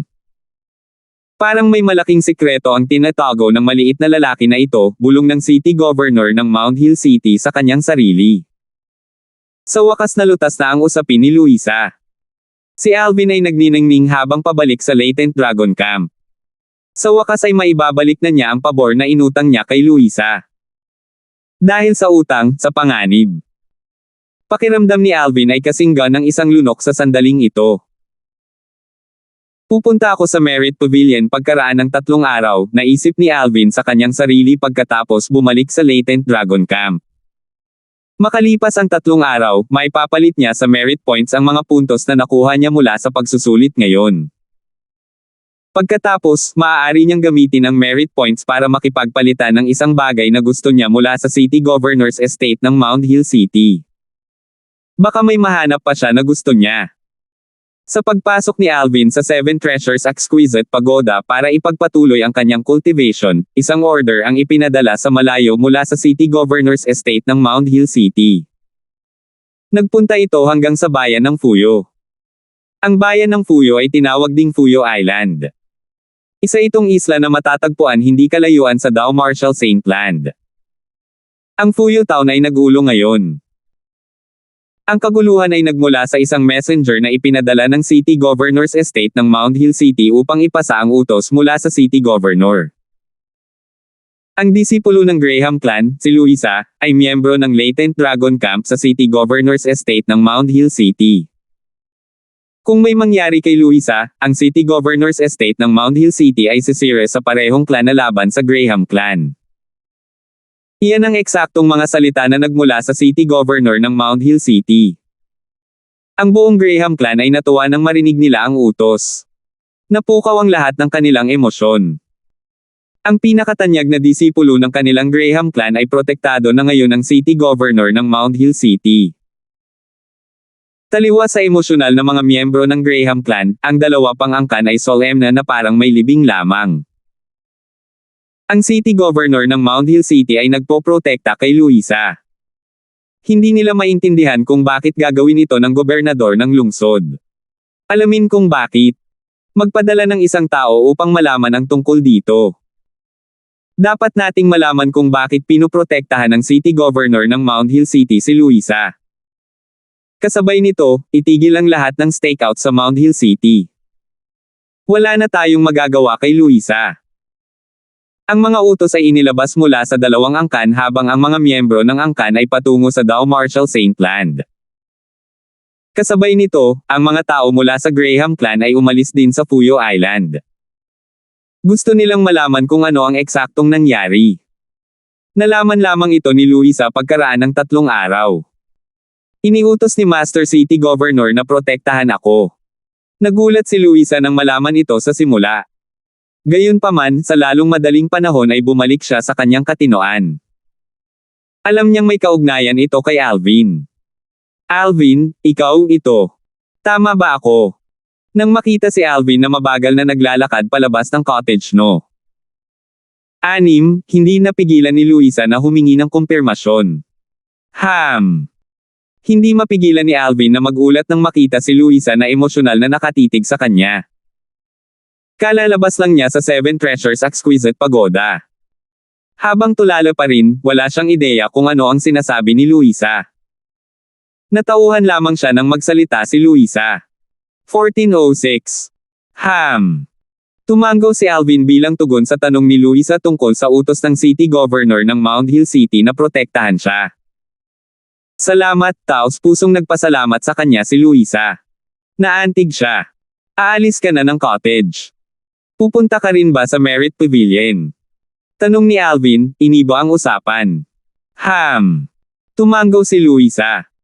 Naubos ko na ang mga araw para umalis sa kampo isang beses kada 3 buwan. Iniisip ko kung makakaalis pa ba ako sa kampo. Biglang naalala ni Alvin ang bagay na ito. Narinig ko na hindi ito ituturing na pag-alis sa kampo kung ipinagpapalit mo lang ang iyong mga puntos sa Merit Pavilion basta magparehistro ka muna sa overseer, sabi ni Luisa. Kung gayon hindi ito dapat maging problema. Ngumiti si Alvin at sumunod na naglakad papunta sa pavilion sa gilid ng mataas na platform kasama si Luisa. Pagkatapos magparehistro sa Heavenly Harm Guardian, umalis ang duo sa Latent Dragon Camp at tumungo sa Merit Pavilion. Ang Merit Pavilion sa City Governor's Estate ay isang individual na 4 na antas na pavilion. Ang pavilion ay may payak ngunit kakaibang anyo. Nang pumasok sila sa unang antas ng pavilion, nakita ni Alvin ang isang pamilyar na silhouette na kalalabas lang ng pavilion at naglalakad sa kanilang direksyon. Blaze. Senior Brother Alvin. Nang makita ni Blaze si Alvin, isang kaakit-akit na ngiti ang lumitaw sa kanyang mukha. Senior Kuya. Natigilan sina Alvin at Luisa nang marinig nila ang paraan ng pakikipag-usap sa kanya ni Blaze. Mas bata ako sa iyo ng 2 taon, at hindi ako kasing kapangyarihan mo. Makatuwiran lang na tawagin kita bilang senior brother, nakangiting sabi ni Blaze. Sa wakas ay naalala ni Alvin si Blaze, katulad din, ay isa ring disipulo ng City Governor ng Mount Hill City. Junior Brother Gene. Ngumiti rin si Alvin. Senior Brother Alvin, ipinagpalit ko na ang gusto ko dito. Gagawa muna ako ng move. Umalis si Blaze Jean sa Merit Pavilion matapos ipaalam kay Alvin at tumango kay Luisa. Alvin, tama ba ang narinig ko? Tinawag ka bang senior brother ni Blaze? At sinabi niyang hindi siya gaanong makapangyarihan kaysa sa iyo. Nagulat si Luisa habang nakatingin kay Alvin. Inaway mo ba siya? Alam niyang si Alvin ay naging disipulo ng City Governor ng Mount Hill City at hiniling niya sa City Governor na protektahan siya bilang pabor. Kahit na alam niyang si Alvin ay naging disipulo ng City Governor ng Mount Hill City, hindi niya inaasahan na tatawagan siya ni Blaze bilang senior brother. Hindi. Umiling si Alvin. Hindi. Kung gayon. Gustong magtanong pa ni Luisa, ngunit pinutol siya ni Alvin, malalaman mo rin ito sa lalong madaling panahon. Nalito si Luisa, ngunit hindi niya ipinagpatuloy ang pagtatanong sa kanya. 31 points. May mali ba? Gulat na tiningnan ni Luisa ang staff sa first level counter sa Merit Pavilion. Hindi. Umiling ang staff. Ang 3-man team na kinabibilangan mo ay nakakuha ng kabuoang 73 puntos sa pagsubok 3 araw na ang nakakaraan. Bahagi ka ng team kaya natural, nakakuha ka ng 31 puntos. Maaari mong ipagpalit ang iyong 31 puntos sa 3,100 merit points. Gusto mo bang gawin iyon? Tanong ng staff. Teka. Umiling si Luisa. Hindi niya maintindihan ang mga nangyayari. Naalala ko na nakakuha tayong 3 ng total na 73 points. Paano na ngayon ay 93 points na? Saan nanggaling ang dagdag na 20 points? Nagkaroon ng epiphany si Luisa habang nakatingin kay Alvin na nakatayo sa tabi niya. Para siyang nakakita ng multo. Alvin, ba? Napatay mo ba ang bandidong Perfection Mortal Shedding Stage na iyon? Ang pagpatay sa isang Perfection Mortal Shedding Stage bandit ay magbibigay daan sa kanila na makakuha ng 20 puntos. Nagsimulang mag-hyperventilate si Luisa habang nagsasalita. Tinitigan niya si Alvin nang hindi kumukurap. Ayaw niyang makaligtaan ng ekspresyon sa mukha ni Alvin. Kinumpirma niya ang kanyang haka-haka nang makita niyang tumango si Alvin. Alvin, ikaw. Natahimik at namangha si Luisa habang pinipilit niyang ngumiti sa kanyang mukha. Sa wakas ay naunawaan na niya kung bakit tinawag ni Blaze si Alvin bilang senior brother. Magpalit tayo ng ilang merit points, sabi ni Alvin na may maliit na ngiti. Nabawi ni Luisa ang kanyang katinoan nang magsalita si Alvin at ipinagpalit siya ng 31 puntos para sa 3,100 merit points. Si Alvin na ang mag-trade pagkatapos ni Luisa sa kanyang turn. Narito ang merit points. Napatingin si Alvin sa crystal card sa kanyang kamay, nagulat. Ang numerong 3,100 ay lumulutang sa tuwing ibibigay niya ang kanyang true energy sa crystal card. Iyon ang bilang ng merit points niya sa card. May isang saint inscription na nakasulat sa crystal card, paliwanag ni Luisa kay Alvin. Parang hindi siya nagulat. Saint inscription. Ibig sabihin ito ay gawa ng isang saint inscription master. Mas nagulat si Alvin ngayon. Batay sa kanyang nalalaman, walang saint inscription master sa Mount Hill City. Napangiti si Luisa habang tumugon, Alvin, itong crystal card ay hindi ginawa mula sa City Governor's Estate ng Mount Hill City. Hindi ito ginawa mula sa City Governor's Estate ng Mount Hill City. Ano ang ibig mong sabihin? Natigilan si Alvin. Ang crystal card na ito ay nagmula sa 7th rate na puwersa sa itaas ng Mount Hill City. Ang merit points ay nagmumula rin sa 7th rate force na iyon, paliwanag ni Luisa, ang 7th rate na puwersa ay isang malakas na sekta. Maliban sa Mount Hill City, mayroon pang 17 lungsod sa lugar na pinamumunuan ng sekta. Katulad ng City Governor's Estate ng Mount Hill City, ang City Governor's Estates ng 17 lungsod ay ika-8 rate na puwersa rin, at sila rin ang nagmamay-ari ng ika-8 grade Saintstones Reserve. Sabi ni Luisa, ang 18 lungsod ay kailangang magpakita ng malaking bilang ng 7th grade Saintstones at magrekomenda ng mga batang henyo sa ika-7 taon. Ang sekta ng ika-7 antas ay magbibigay ng mga merit points sa bawat lungsod ayon sa bilang ng mga Saintstone ng ika-7 baitang na kanilang isinumite at ang kalidad ng mga batang henyo na kanilang inirerekomenda. Narinig ko na ang City Governor's Estate ng bawat lungsod ay maaaring gumamit ng merit points para humiram ng human rank primitive saint grade martial tactics o makipagpalitan ng human rank primitive saint weapons at high grade saint grade pills, sabi ni Luisa sa isang hininga. Ang isang sekta sa ika-7 antas ay kumokontrol sa 18 lungsod, kabilang ang Mount Hill City. Isang 7th rate sect na nagmamay-ari ng human rank primitive saint grade martial tactics, human rank primitive saint weapons, at high grade saint grade pills. Nagulat si Alvin habang pinoproseso niya ang mga salita ni Luisa. Alvin, batay sa iyong talento, tiyak na irerekomende ka ng City Governor ng Mount Hill City sa 7th rate sect. Natatakot ako, sa kabilang banda, hinding-hindi ako magkakaroon ng pagkakataong ganoon, sabi ni Luisa, na kinukutya ang sarili. Pagirekomenda sa sekta ng ika-7 antas. Nagliwanag ang mga mata ni Alvin sa mukha niya. Dahil siya ay dumating sa Dow Marshall Saintland, siya ay bumangon. Kung mas mataas siya, mas mabilis niyang mahahanap ang kanyang mga magulang. Bukod dito, kung gusto niyang bumalik sa lupa, sinabi ni Elder Hal na kailangan niyang mag-level up at tumayo sa tuktok ng planetang ito. Ang estate ng City Governor ng Mount Hill City ay isa lamang stepping stone para sa kanya. Ang tao ay nagpupumiglas paitaas habang ang tubig ay umaagos pababa. Ito ay isang teorya na hindi magbabago. Pumunta tayo sa ika-2 antas at tingnan kung ano ang maaari nating ipagpalit sa ating merit points, sabi ni Alvin, iniba ang usapan nang mapansin niyang tila nabalisa si Luisa. Ang unang antas ng Merit Pavilion sa City Governor's Estate ng Mount Hill City ay kung saan nila natanggap ang kanilang merit points. Samantala, ang ika-2, ika-3, at ika-4 na antas ay ang lugar na pinagpalit nila ng mga item gamit ang kanilang merit points. Pagdating nila sa ika-2 antas, natuklasan ni Alvin na maaari silang humiram ng Saint Grade Martial Tactics at Saint Grade Dao Tactics dito. Napakaraming Santo Token. Bulalas ni Luisa pagkatapos niyang maglakad sa ika-2 palapag. Mayroong hindi bababa sa 100 Saint Token na naglalaman ng Saint Grade Martial Tactics at Saint Grade Dao Tactics sa ika-2 antas ng Merit Pavilion.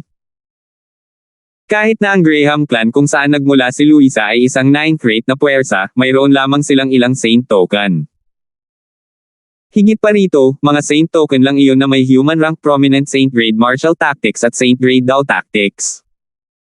70% ng mga Saint Token na ito ay naglalaman ng human rank prominent Saint Grade Martial Tactics at Saint Grade Dao Tactics.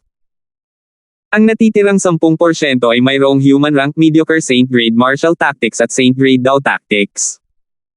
Natuklasan ni Alvin ang katotohanang ito matapos maglakad sa ikalawang antas kasama si Luisa. Isang matandang lalaki ang nagpatrolya sa ikalawang antas ng Merit Pavilion. Hindi siya umimik mula sa simula hanggang sa huli. Sigurado si Alvin na ang matanda ang powerhouse na nagbabantay sa ikalawang antas ng Merit Pavilion.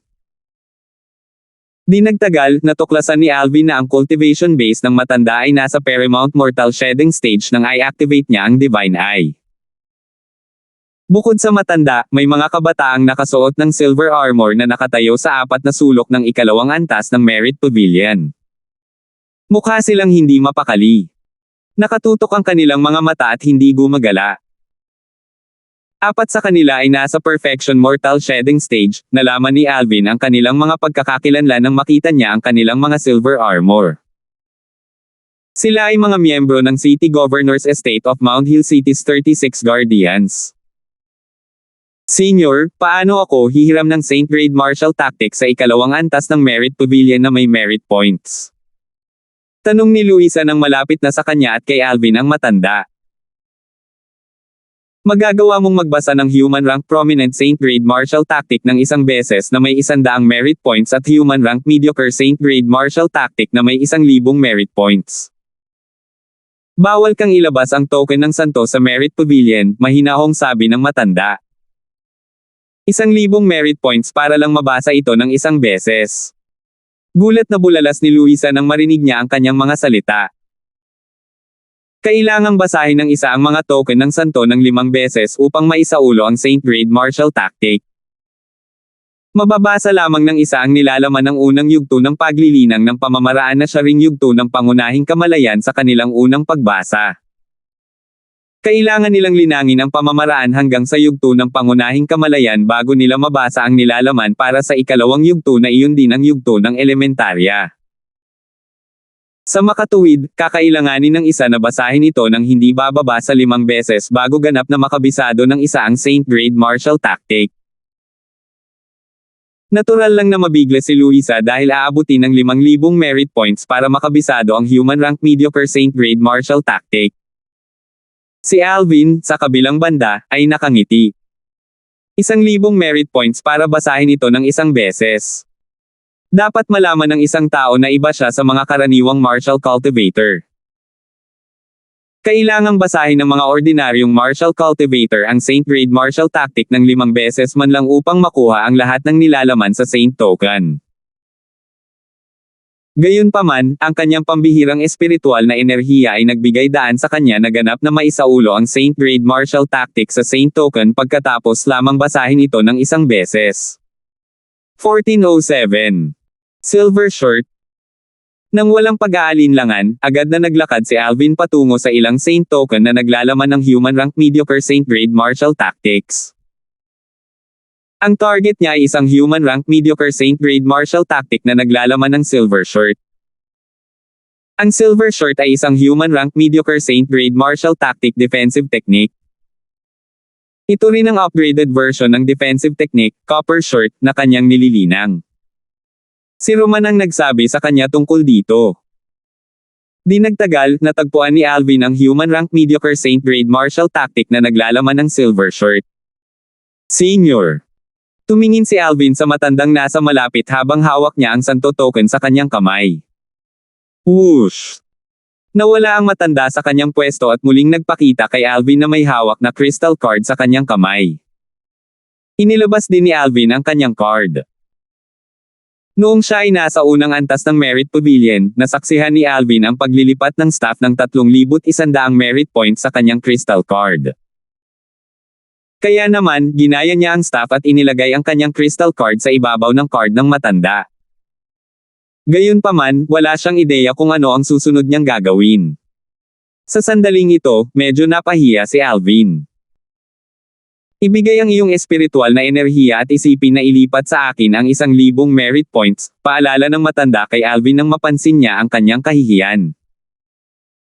Nang marinig iyon, agad na inilapat ni Alvin ang kanyang spiritual energy sa crystal card sa kanyang kamay at itinoon ang kanyang isip sa paglilipat ng 1,000 merit points mula sa kanyang crystal card patungo sa card ng matanda. Biglang kumislap ang kanyang crystal card at isang bahid ng liwanag ang tumama sa crystal card ng matanda. Nang ibigay ni Alvin ang kanyang true energy sa crystal card, malinaw niyang nakita na 2,100 merit points na lang ang natitira sa kanya. Ganon ka-simple. Nagulat si Alvin. Hindi niya inaasahan na napakadali ng paglipat ng merit points mula sa isang crystal card patungo sa isa pa. Maaari mong basahin ang santo token na kasama mo ngayon, sabi ng matanda. Tumango si Alvin at pagkatapos ay inilapat ang kanyang espiritual na enerhiya sa token ng santo sa kanyang kamay. Sa sandaling ito, ang impormasyon sa Saint Token ay dumaloy sa ulo ni Alvin. Sa sobrang lalim nito sa kanyang isipan ay mahihirapan siyang alisin iyon. Gayunpaman, kabilang sa dagat ng impormasyon, tanging ang impormasyon ng silver shirt ang naging kapaki-pakinabang kay Alvin.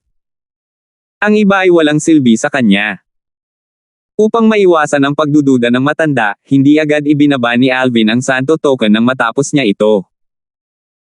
Ang mga ordinaryong martial cultivator ay mangangailangan ng hindi bababa sa 15 minuto upang maisaulo ang lahat ng mga diskarte sa yugto ng pangunahing kamalayan sa Saint Grade Martial Tactic.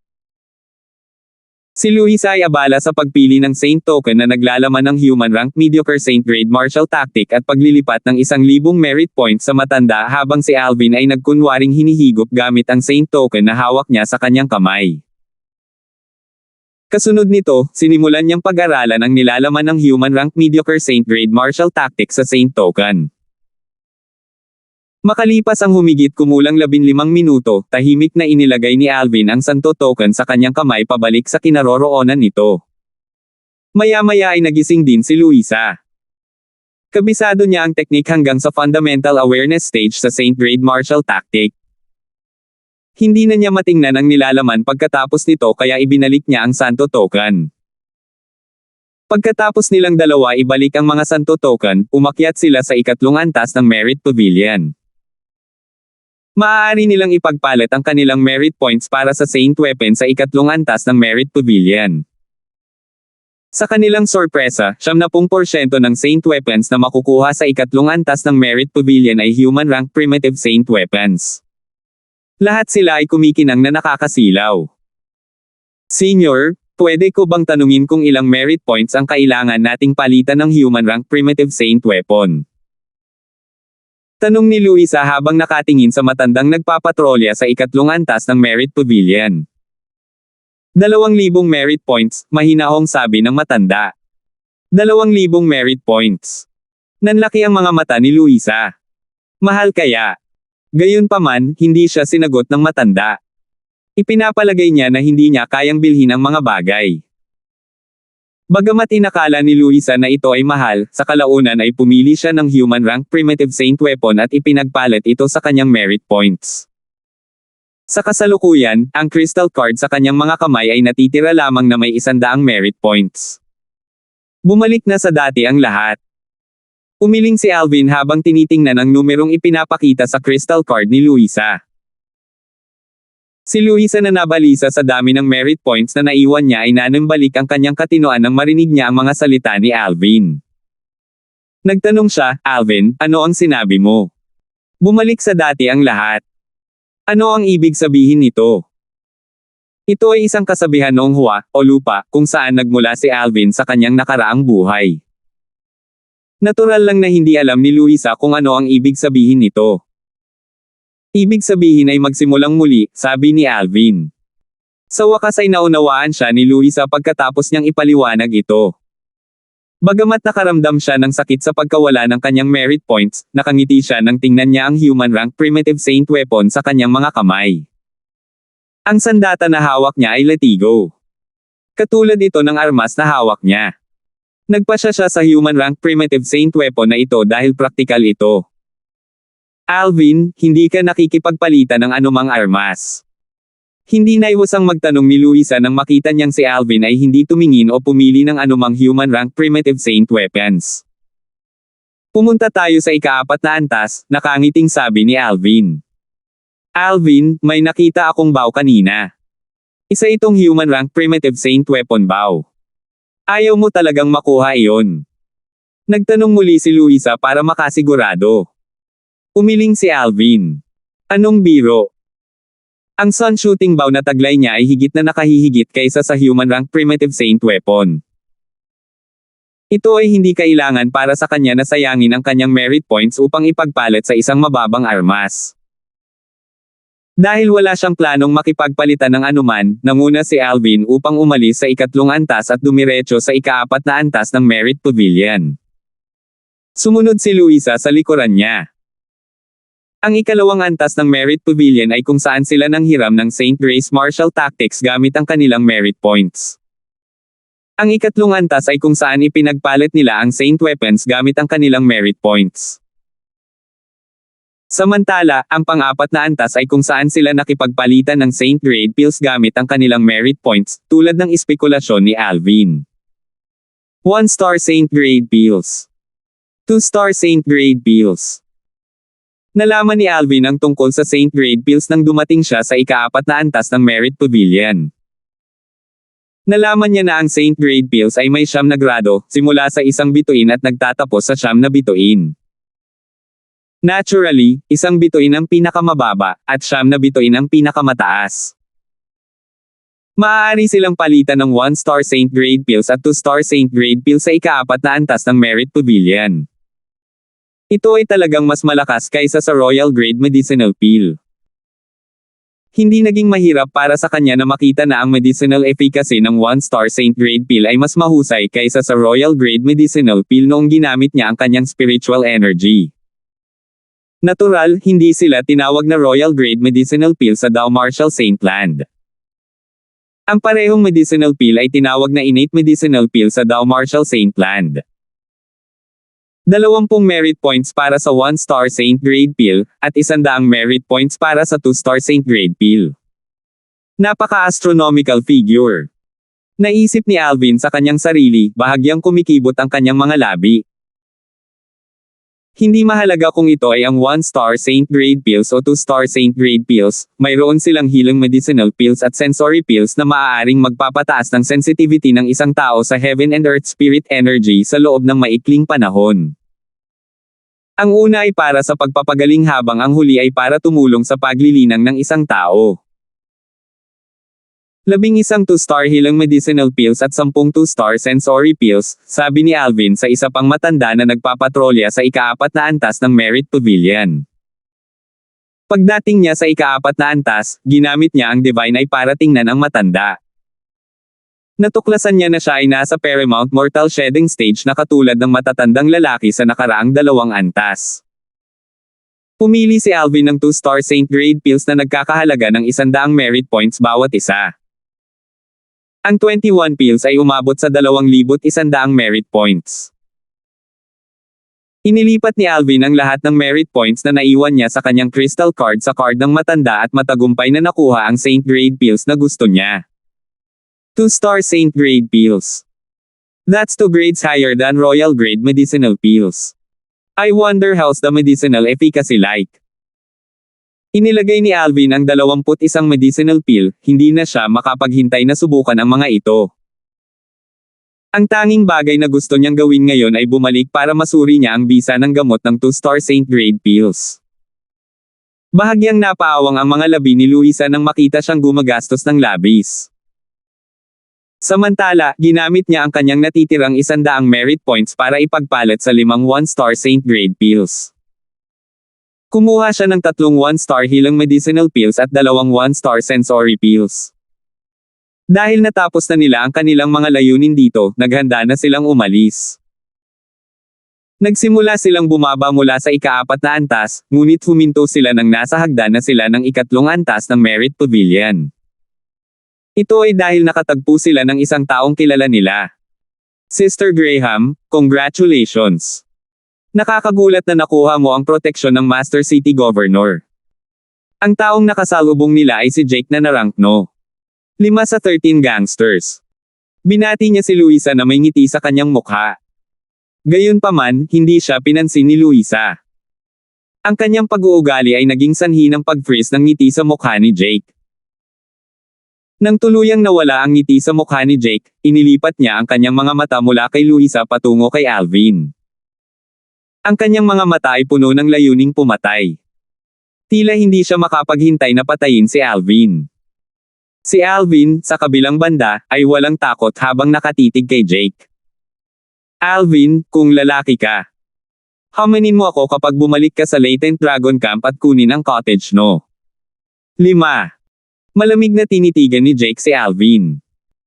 Ang kanyang boses ay pumasok sa tainga ni Alvin sa pamamagitan ng True Energy Voice Transmission na nag-udyok sa kanya. Sa paghusga sa mga salita ni Jake, halatang hindi niya alam na ang City Governor ng Mount Hill City ay gumawa ng exception at tinanggap si Alvin bilang kanyang estudyante. Hindi lumabas si Jake sa kanyang cottage mula nang bumalik siya sa Latent Dragon Camp 3 araw na ang nakakaraan.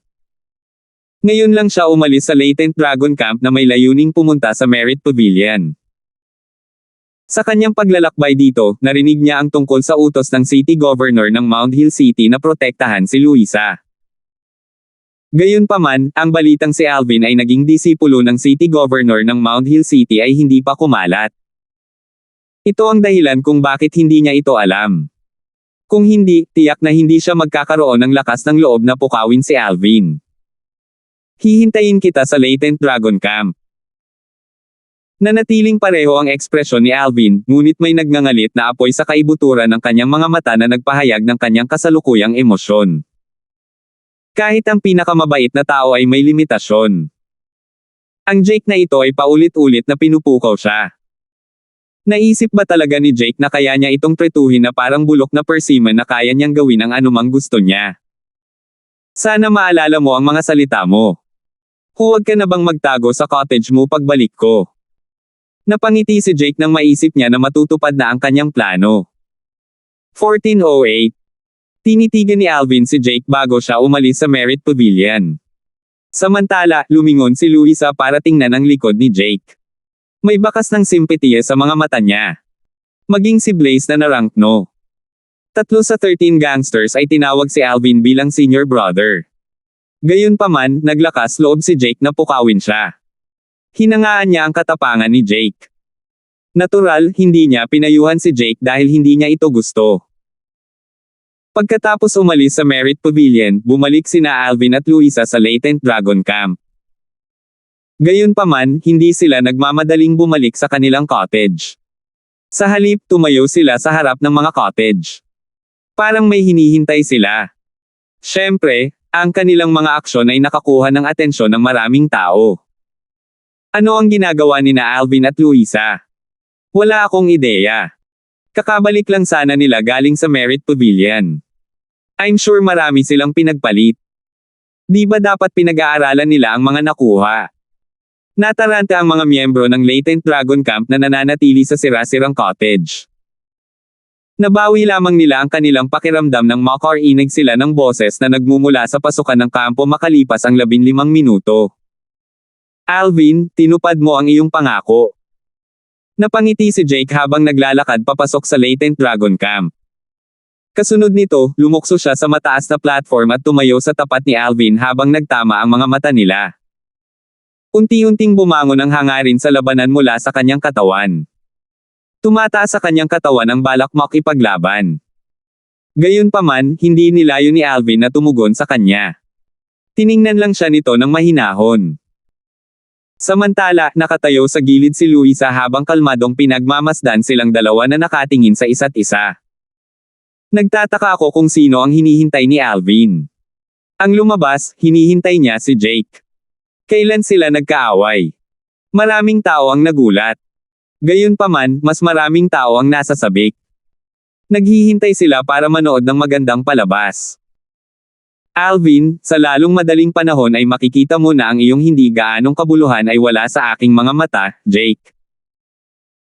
Huwag mo bang isipin na maaari mong tingnan ang lahat ng tao sa Mastery Mortal Shedding Stage dahil lamang sa natalo mo ang ilang mga kasama na nakalusot sa Mastery Mortal Shedding Stage?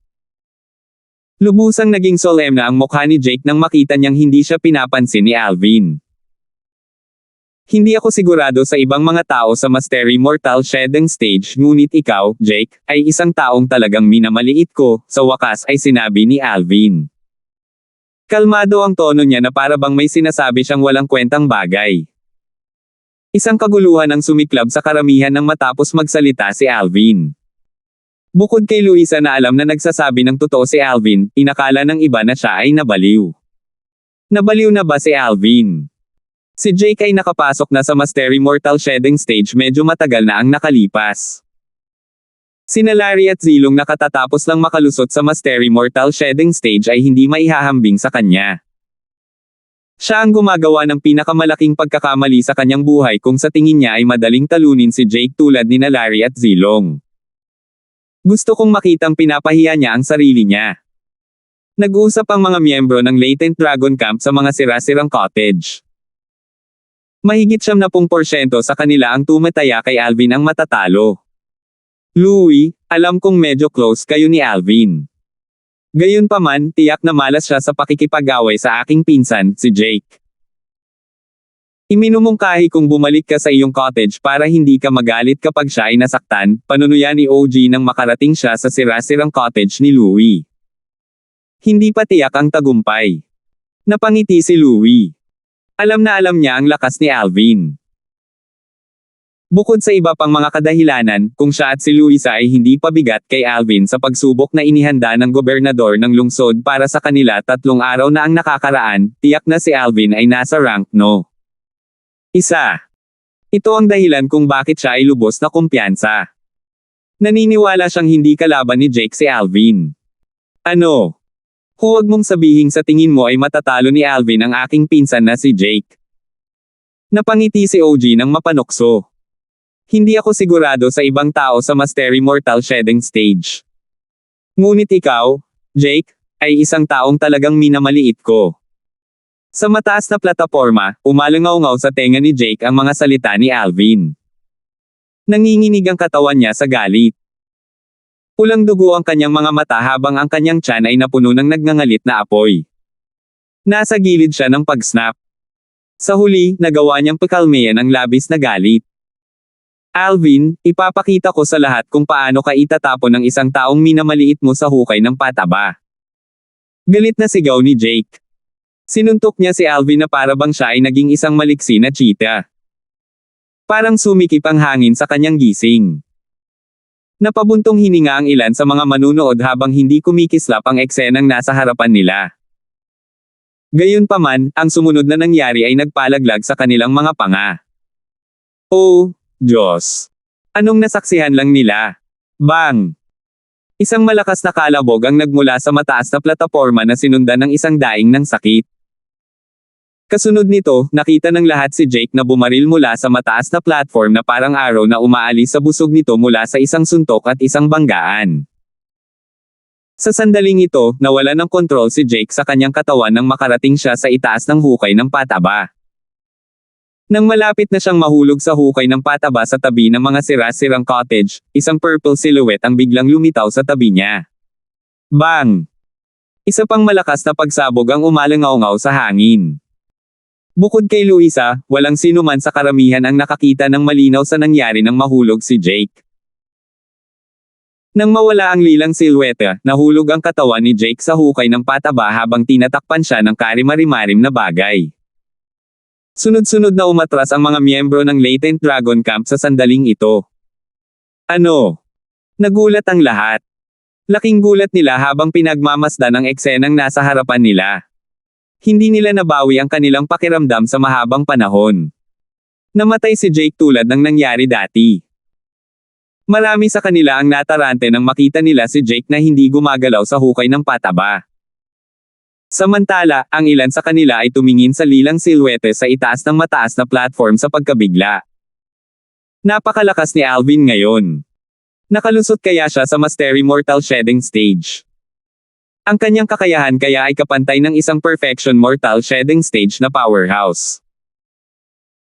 Ang balitang tinalo ni Alvin sina Larry at Zilong kahit na nasa Intermediate Mortal Shedding Stage lamang ay kumalat sa Latent Dragon Camp.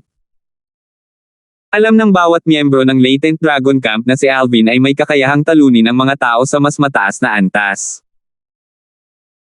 Nang makita nila si Jake ay napalaya sa isang suntok at nahimatay sa pangalawang suntok, naisip nila na si Alvin ay nakalusot sa Mastery Mortal Shedding Stage at nagtataglay ng lakas na katumbas ng isang Perfection Mortal Shedding Stage powerhouse. Kung tutuusin, iba si Jake kina Larry at Zilong.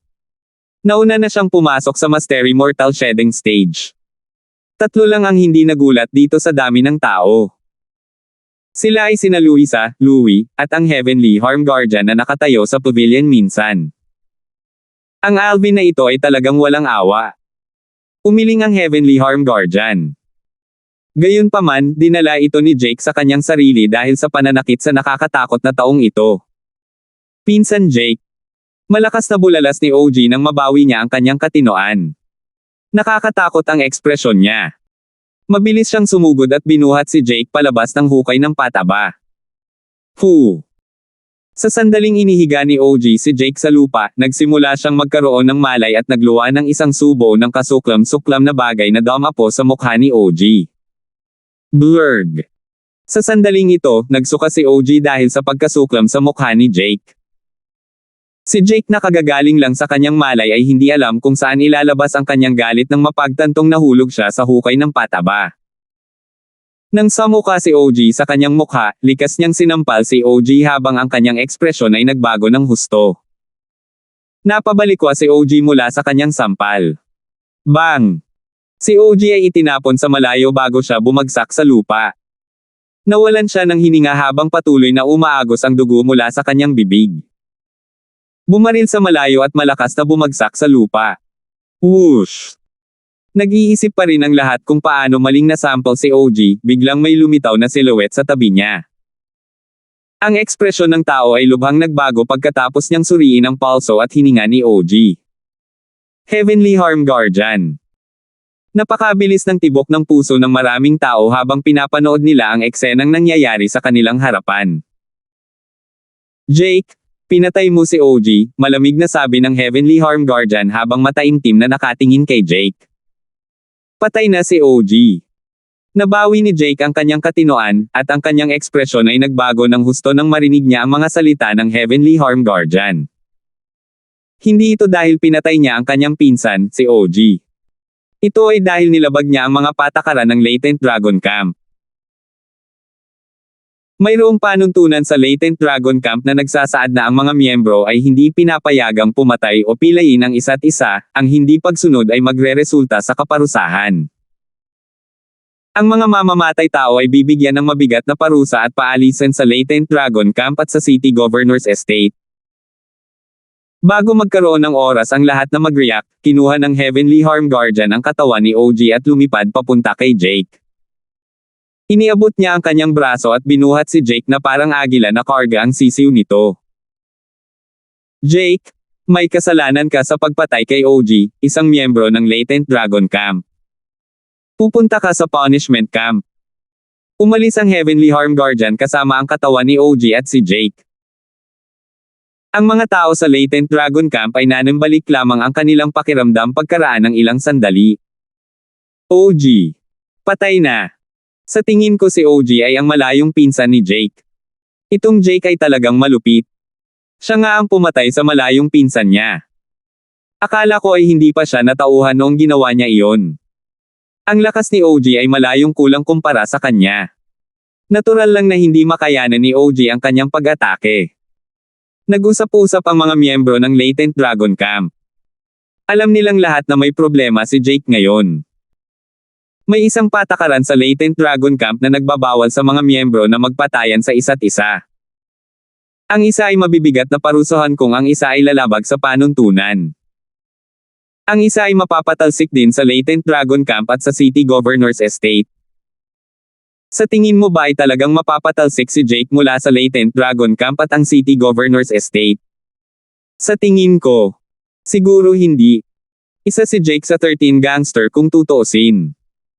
Pambihira siyang talentado at malakas, hindi ko akalain na mapapatalsik siya sa Latent Dragon Camp at sa City Governor's Estate. Ano ang silbi ng pagkakaroon ng mga patakaran sa Latent Dragon Camp kung hindi mapatalsik si Jake? Sino ang susunod sa mga patakaran sa hinaharap? Ang mga miyembro ng Latent Dragon Camp ay nahati sa dalawang panig habang sila ay nagtalo. Sa sandaling ito, walang nagmamalasakit kay Alvin. Maging si Alvin ay hindi inaasahan na mangyayari iyon.